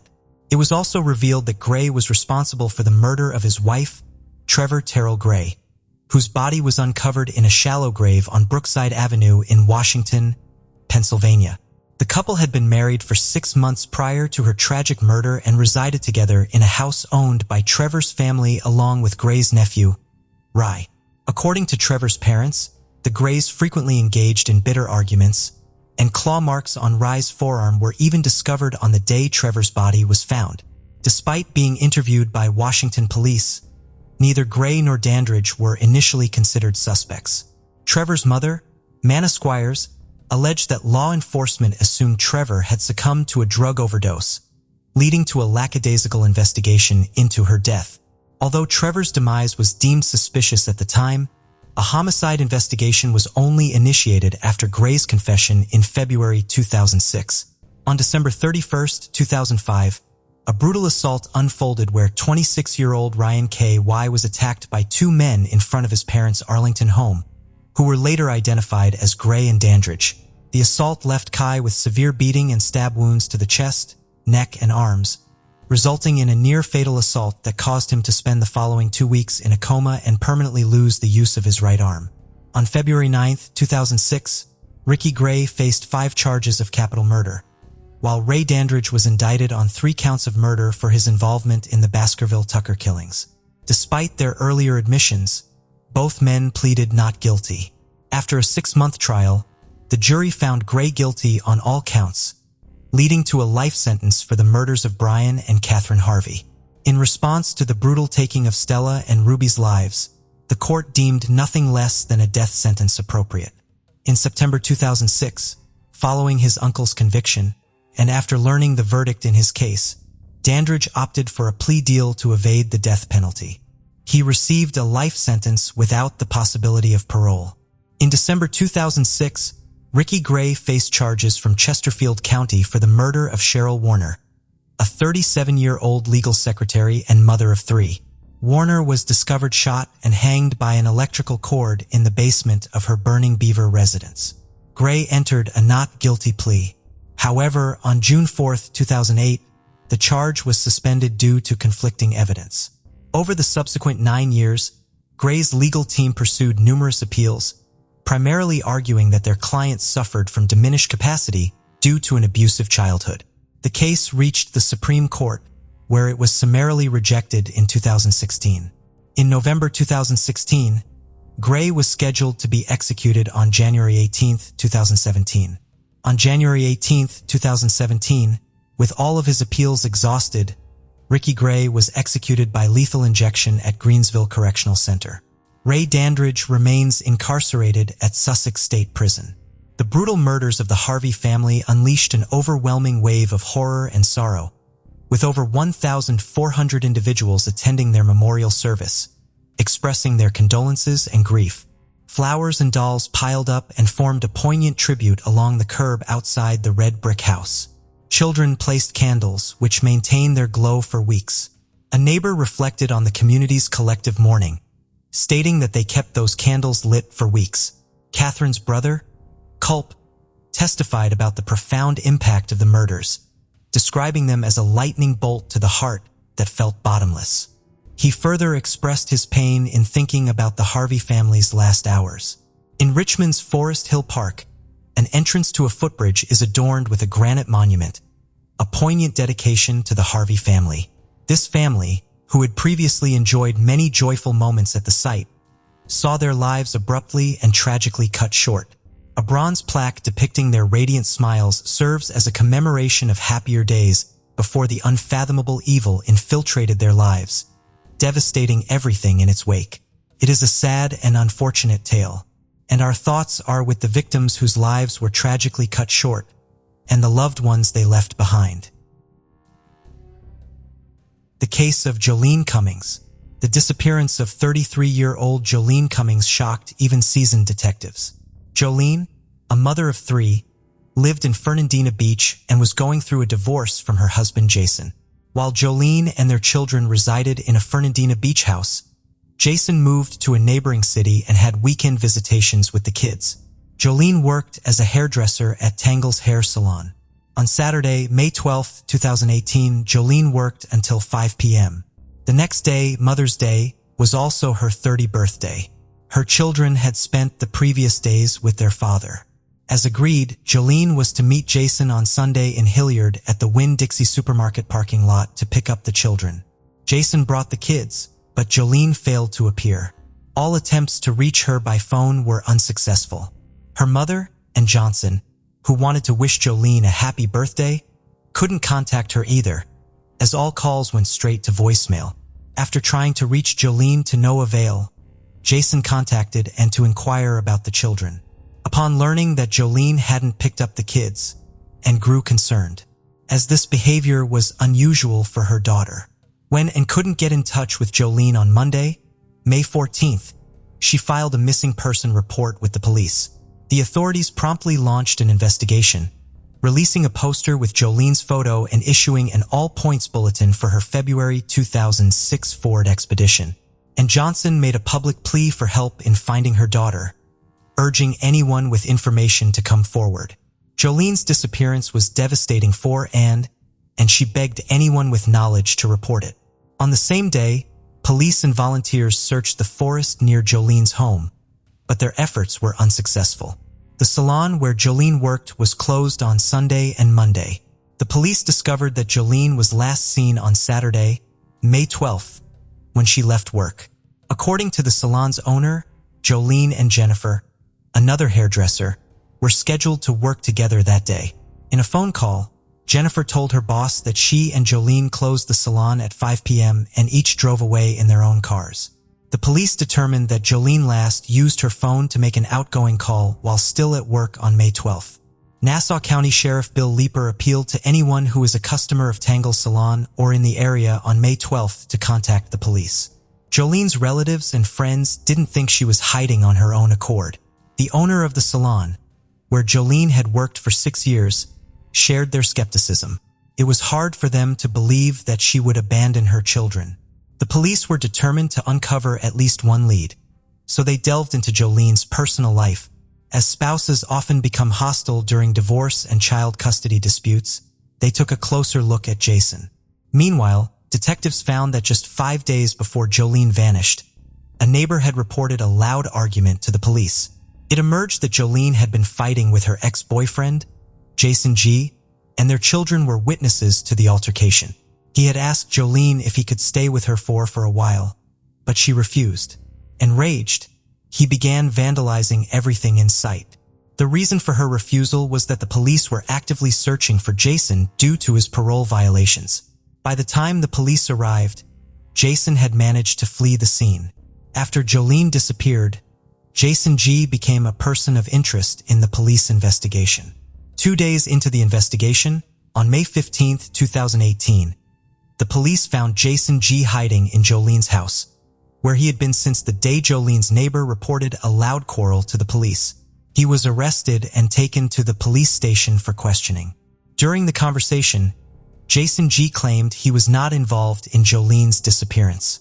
Meanwhile, the police discovered their first crucial lead. They found Jolene Cummings' SUV parked outside a Home Depot hardware store, just a few miles from her workplace. The vehicle was undamaged and showed no signs of a struggle. On May 15th, the police visited the salon where Jolene worked, as it was the first working day after a 2-day break.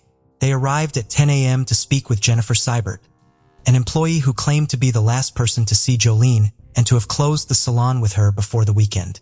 However, Jennifer failed to show up for work, citing an urgent matter in another city.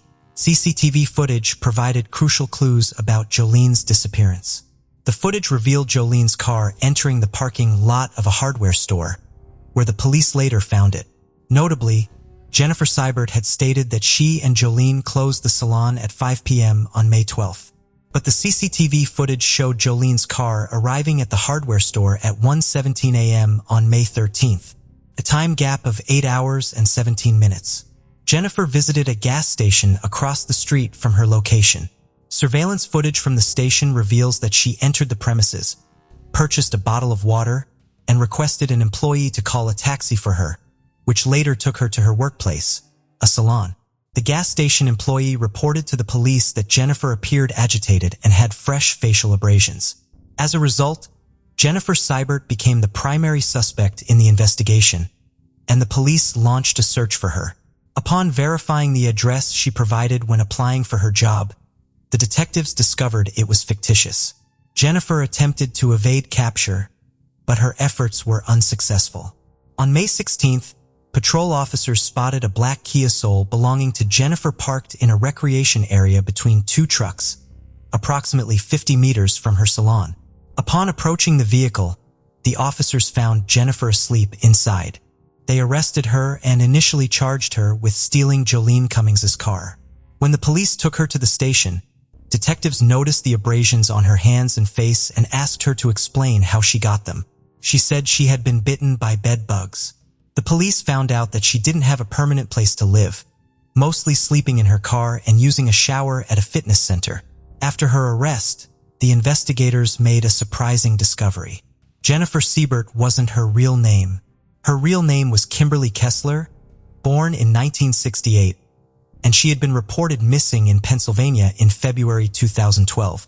The name Jennifer Marie Seibert belonged to a 13-year-old girl who died in a car accident in Germany in 1987 and was buried in Butler Cemetery, Pennsylvania. During a videotaped interview 48 hours later, Kimberly Kesler, seated on a couch and wearing an orange jumpsuit, calmly revealed her true identity. "When you run my fingerprints, they'll come up as Kimberly Lee Kesler. I'm 50 years old, and I've been on the run for over 25 years. The police investigation into the case revealed more about Kimberly Kesler's past. It emerged that she had begun using other people's names in 1996 while living in Pennsylvania. Since then, Kesler had used at least 18 aliases and lived in 33 cities across 14 states. Many of these names were similar, and she had taken at least half of them from gravestones and cemeteries, later obtaining fake documents to support these identities. One of the identities she used was Jennifer Seibert. In 2012, Connie Kesler, Kimberly's mother, contacted the police to report her daughter missing, despite not having heard from her since February 2004.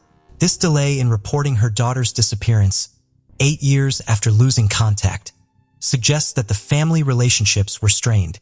The Pennsylvania police investigated Kimberly Kesler's disappearance and determined that she was voluntarily missing, but the reasoning behind this conclusion is unclear.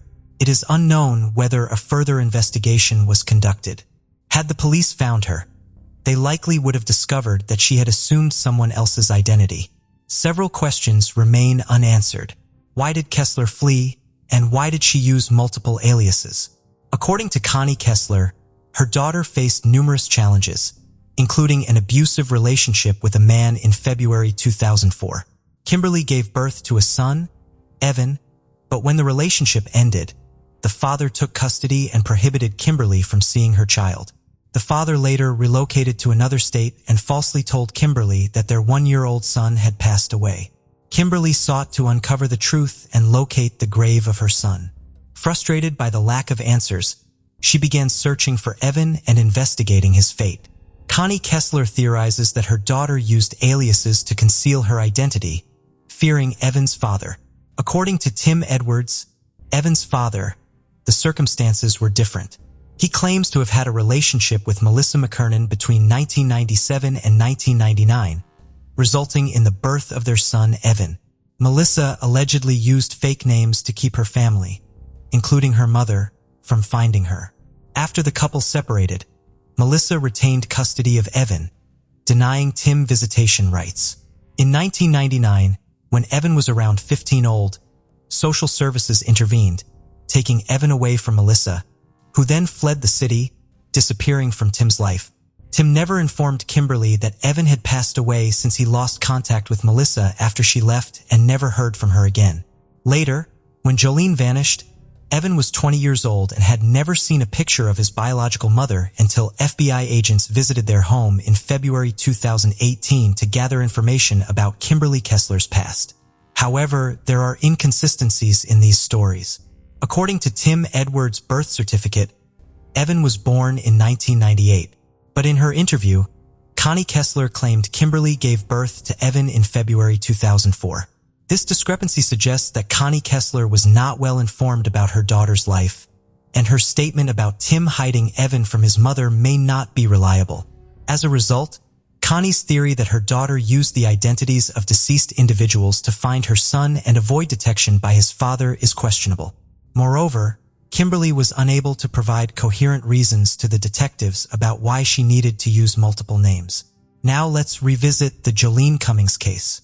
After uncovering the fact that Kimberly Kesler had been living under assumed identities, the police brought forgery charges against her.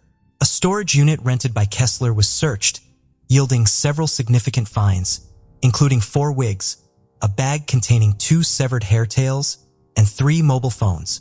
However, the most critical piece of evidence was the discovery of Jolene Cummings' DNA on Kesler's sock and shoe.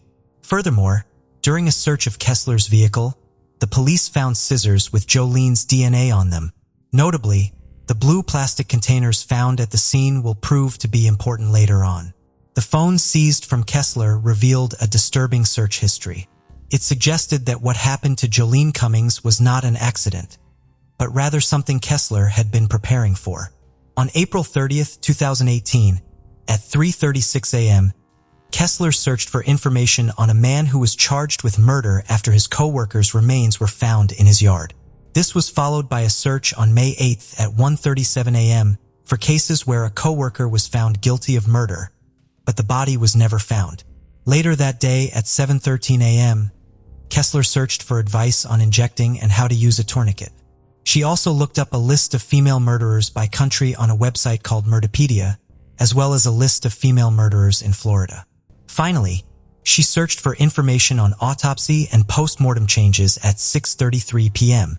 The owner of the hair salon where Jolene worked reported that the plant in the pot inside the salon had been replaced.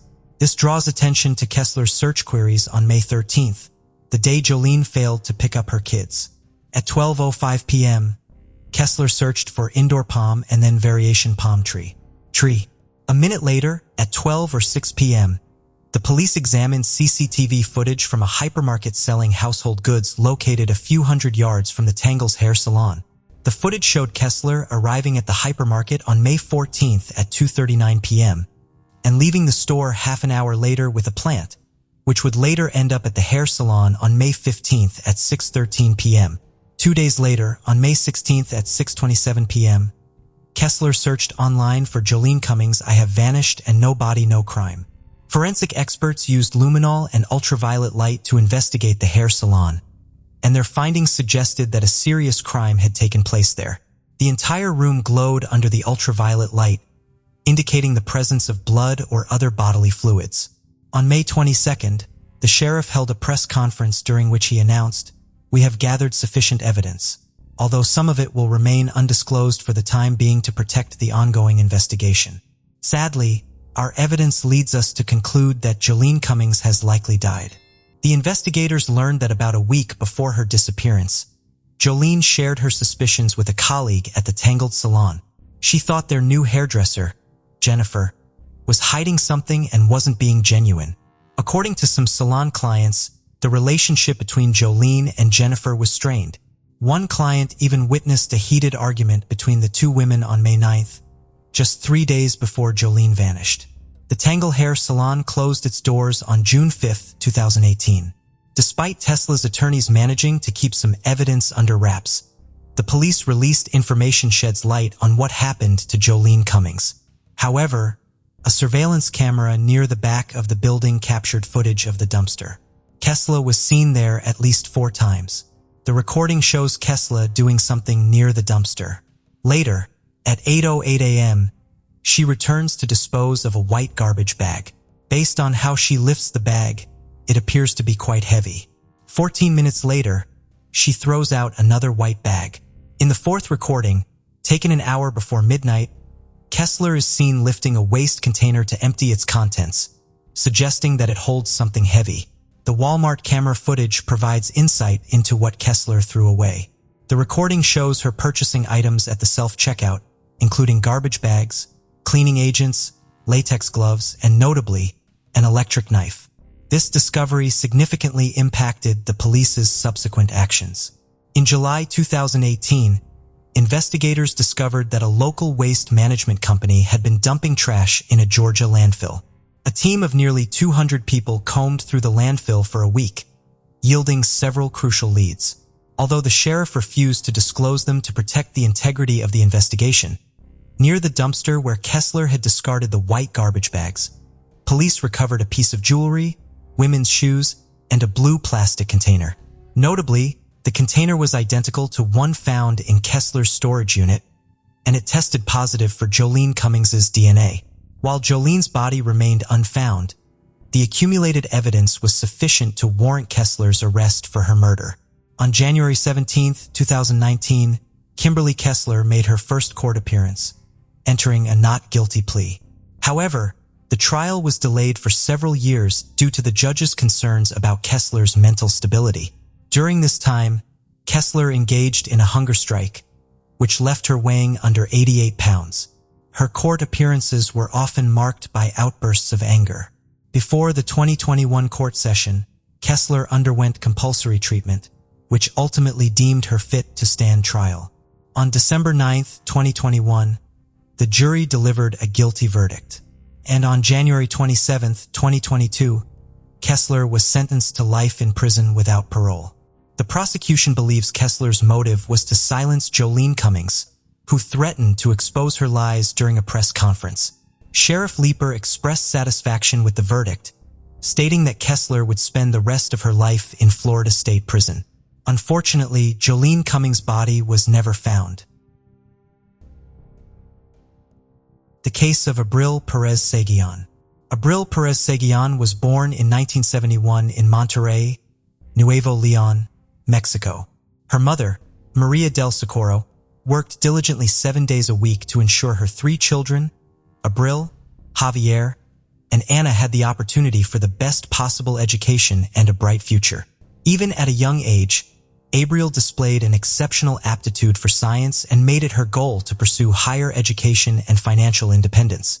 As Abril matured, she embodied a unique combination of intelligence, compassion, and physical beauty. Her sociable nature and innate leadership qualities made her an inspiration to her friends and a standout professional in her field. She earned a bachelor's degree from the University of Nuevo León and a master's degree in business from the Monterrey Institute. As Abril's career progressed, she discovered her passion for digital sales and rapidly climbed the ranks.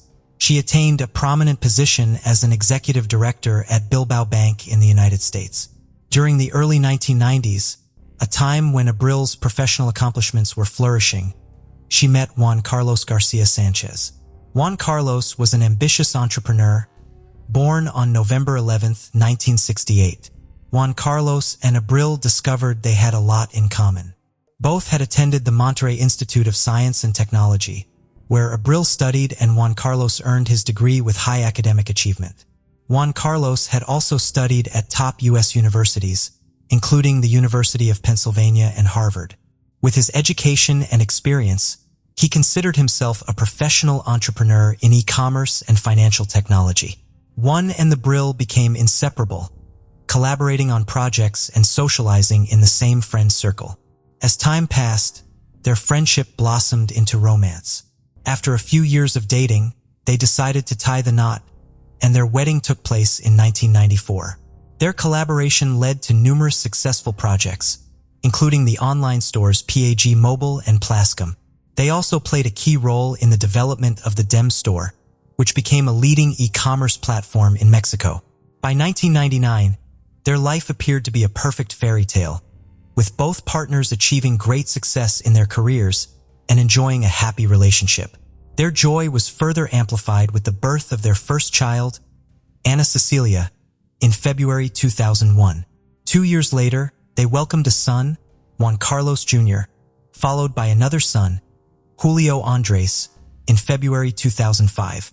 Despite their busy schedules, Abril prioritized her children's needs, taking care of them personally and attending their school activities. Abril's devotion earned her the respect and admiration of those around her. Juan Carlos was also a dedicated father, and together they created a seemingly ideal family that many people envied. However, behind the facade, the family was struggling with difficulties, and all members suffered due to Juan's short temper. Juan was a cruel man who frequently lashed out at anyone who crossed his path. His behavior towards his wife, Abril, began with verbal abuse, making her feel uncomfortable and hurt with his insulting words. Over time, the situation worsened, and Juan started using physical violence against Abril, regularly beating her. Abril attempted to conceal the abuse from her friends and family, fearing that she wouldn't be able to provide for their children on her own. She believed that staying with Juan would give their children a better future. However, by February 2009, the situation had become so severe that others began to suspect what was happening in the family. Abril has always kept it a secret from her friends and family, but whenever they asked about a possible divorce, she insisted that she wouldn't leave Juan. By February 2014, Juan had reached the pinnacle of his career, becoming a prominent figure in Amazon's retail industry in Mexico. A year later, when Juan became the director of Amazon in Mexico, the family had to relocate to Mexico City. Abril hoped that the change of scenery would resolve their problems, but unfortunately, the abuse continued. Juan Carlos presented himself as a loving husband and father to the public, but behind closed doors, he was abusive and controlling towards his wife, Abril. He would often post on social media about how much he loved her, but in reality, he was constantly accusing her of cheating and even hired a private investigator to gather evidence.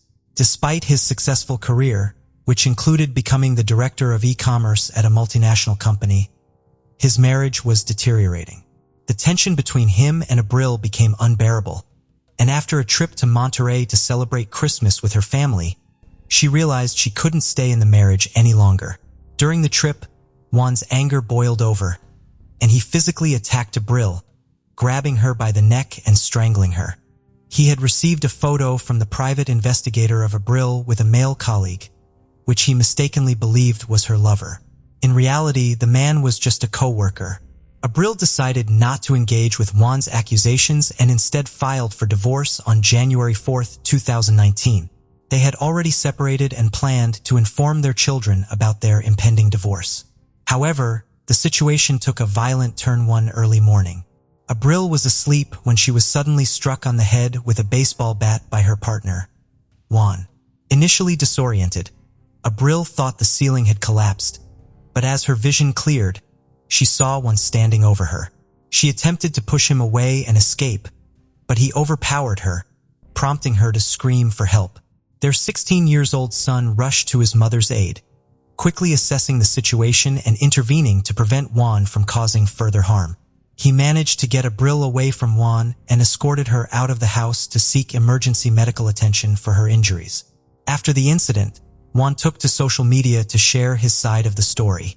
He made several posts claiming that Abril had been unfaithful, stolen his money, and wasted 26 years of his life. He also alleged that Abril had physically attacked him, stabbing him in the chest with a knife. To support his claims, he attached photos of the knife and what appeared to be bloodstains. One of Juan's friends responded by recording a video asking people to share the information. However, Juan's posts became increasingly bizarre. At one point, he even posted a message claiming that Abril had taken her life, despite being clearly alive. This move remains puzzling to this day. Meanwhile, Abril had been recovering in the hospital. After her discharge, she immediately filed a police report against her husband. The authorities sided with her, granting her custody of their 2 children and ordering Juan to pay 6,000 Mexican pesos, approximately $13.50 in monthly alimony. However, this amount was deemed insufficient to cover the costs of raising their 2 minors. After overcoming her initial fear and financial struggles, Abril began a new chapter in her life, driven by her determination to create a better future for her children. She relocated to Monterrey with her kids, where she attended Juan Carlos' trial and filed for divorce. Reflecting on her traumatic experience and the abuse she suffered, Abril reevaluated her life. She joined a Christian organization that supported families and started working as a divorce counselor. Her ultimate goal was to establish a support system for women who had endured similar abuse, just as she had. As Abril worked towards rebuilding her life, the court proceedings against Juan Carlos continued. 9 months after the attack, Juan was formally charged with attempted murder. The case was then brought to court, where Judge Federico Mask ordered Juan's informal arrest. Consequently, Juan was incarcerated for several weeks. Juan appealed the verdict, and on November 3, 2019, Judge Hector Jimenez reviewed the case. He found the hospital photographs and Abril's testimony, along with that of her son, insufficient to prove Juan's guilt. The judge also believed that if Juan had intended to kill Abril, he would have done so. Additionally, he considered the baseball bat used in the attack to be a blunt object rather than a deadly weapon.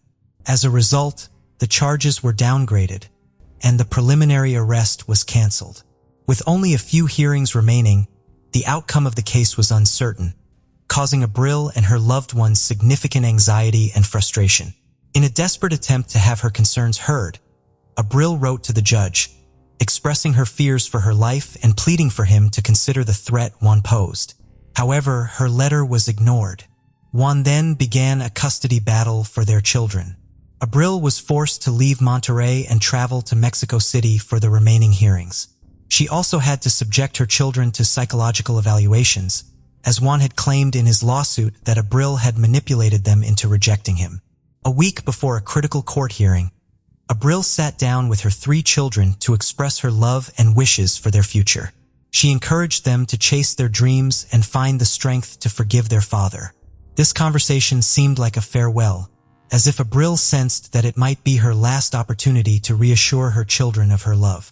On November 25, 2019, Abril followed her ex-husband's instructions to avoid potential legal issues that could have led to her separation from her children.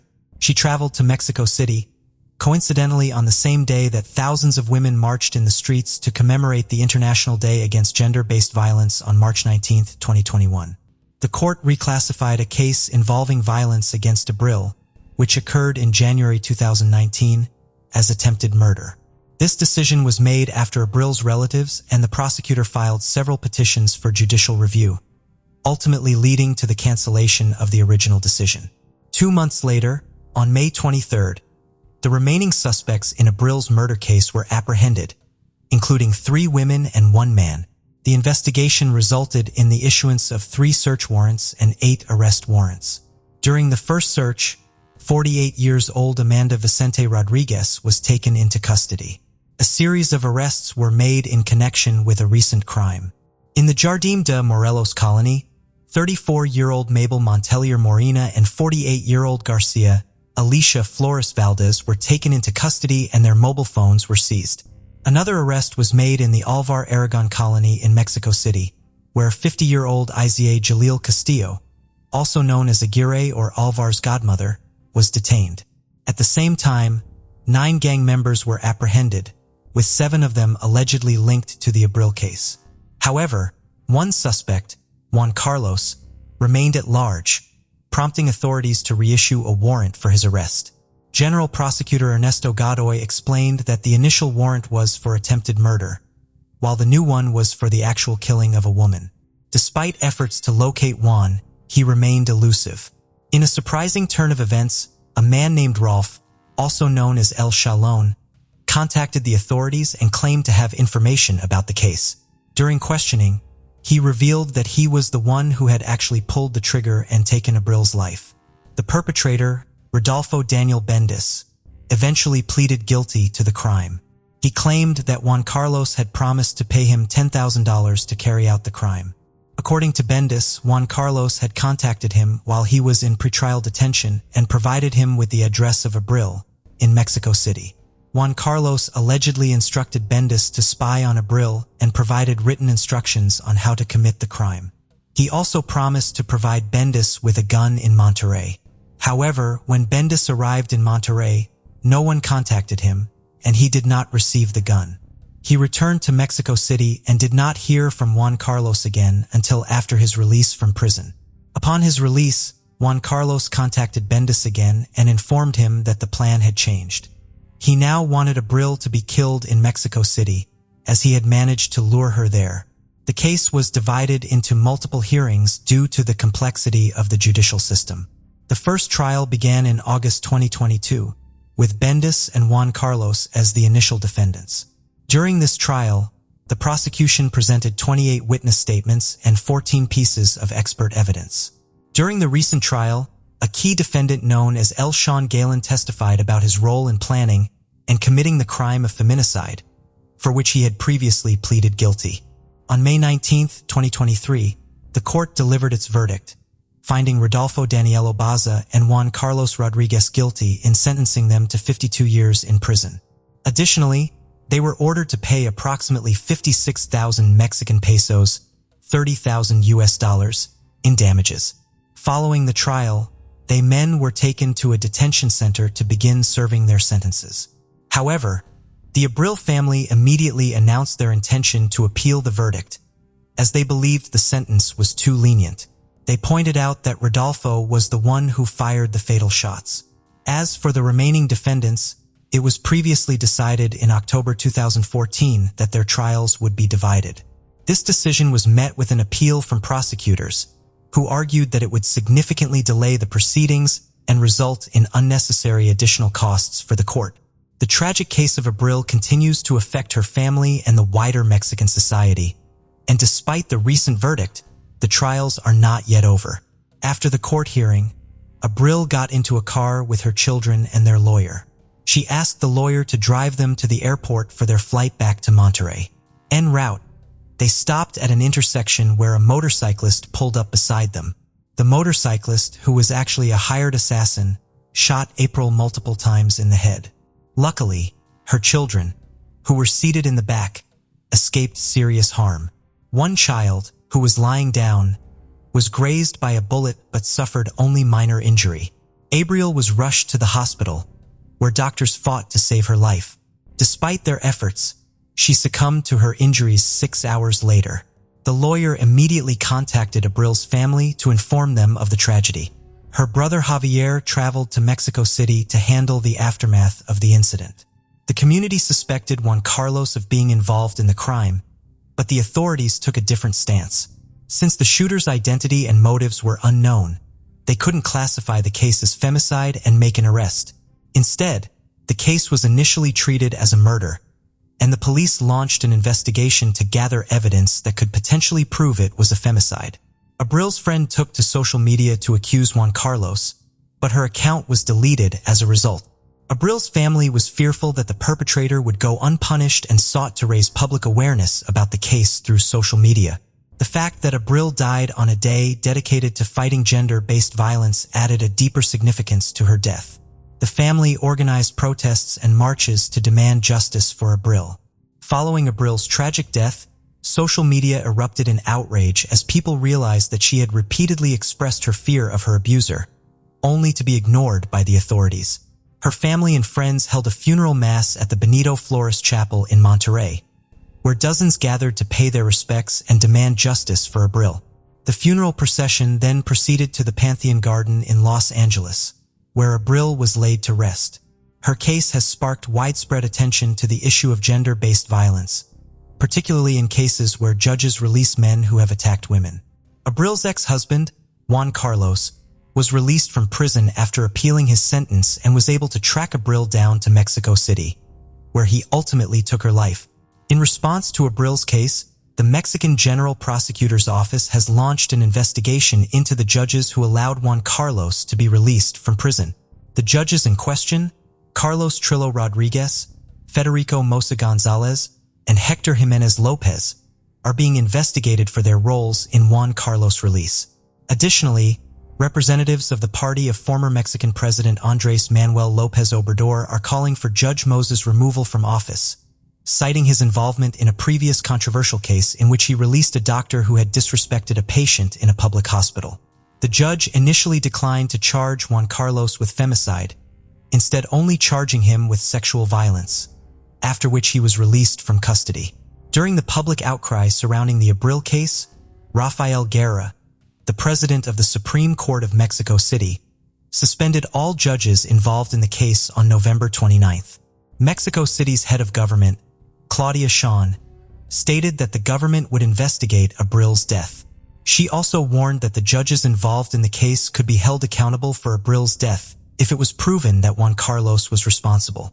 Local and international media reported that Juan Carlos was released despite evidence against him. Abril's family established a non-profit organization called the Voice of Abril to provide support to victims of violence, including information, psychological assistance, and legal aid. The public demonstration sparked by Abril's death prompted the prosecutor's office to reclassify the case against Juan Carlos, seeking to prosecute him for attempted murder, which could result in his imprisonment. After being charged, Juan Carlos took to social media to claim that he wanted justice for the crime against Abril and that the perpetrator should be punished. He also stated that he was willing to cooperate with the police despite having a troubled marriage with Abril, and he would never have wanted her to meet such a tragic end.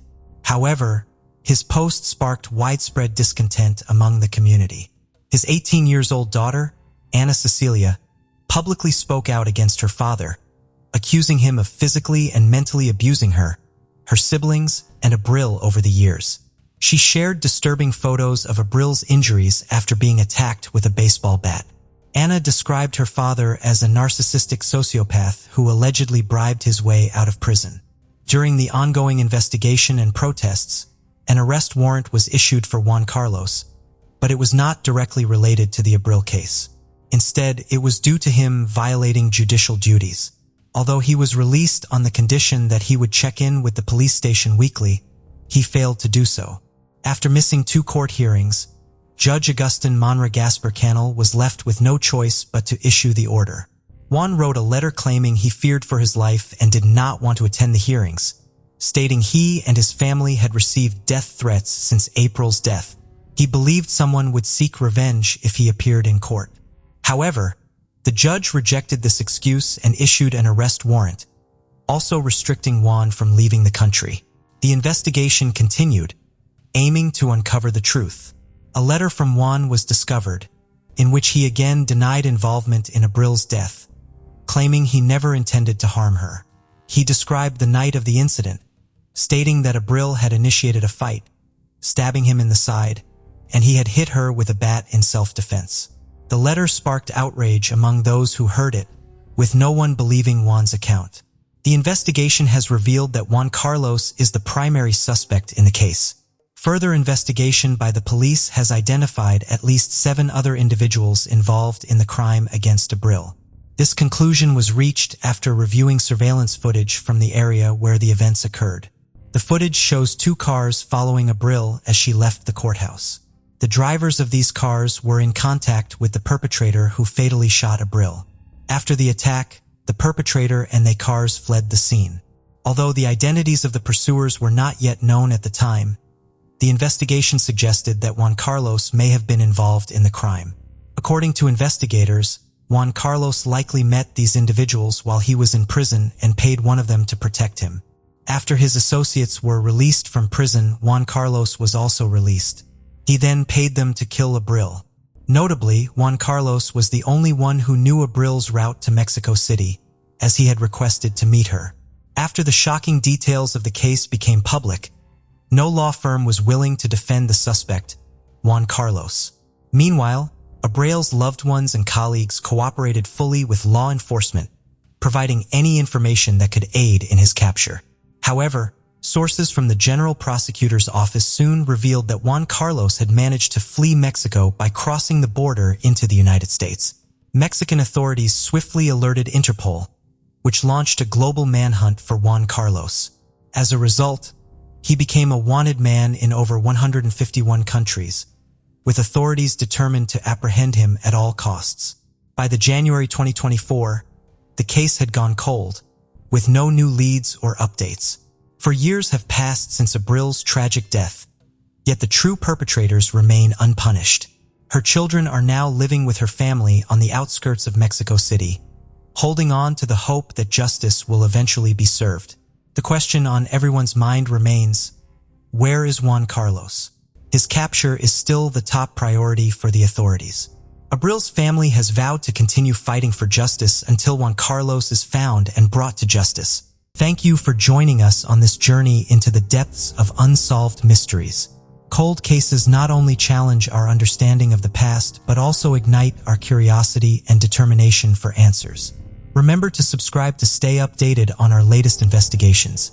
And if you have any information regarding the cases we've covered, don't hesitate to reach out. Together, we can shed light on the shadows of the past and bring closure to those who seek it. Until next time, stay vigilant, stay curious, and never stop seeking the truth.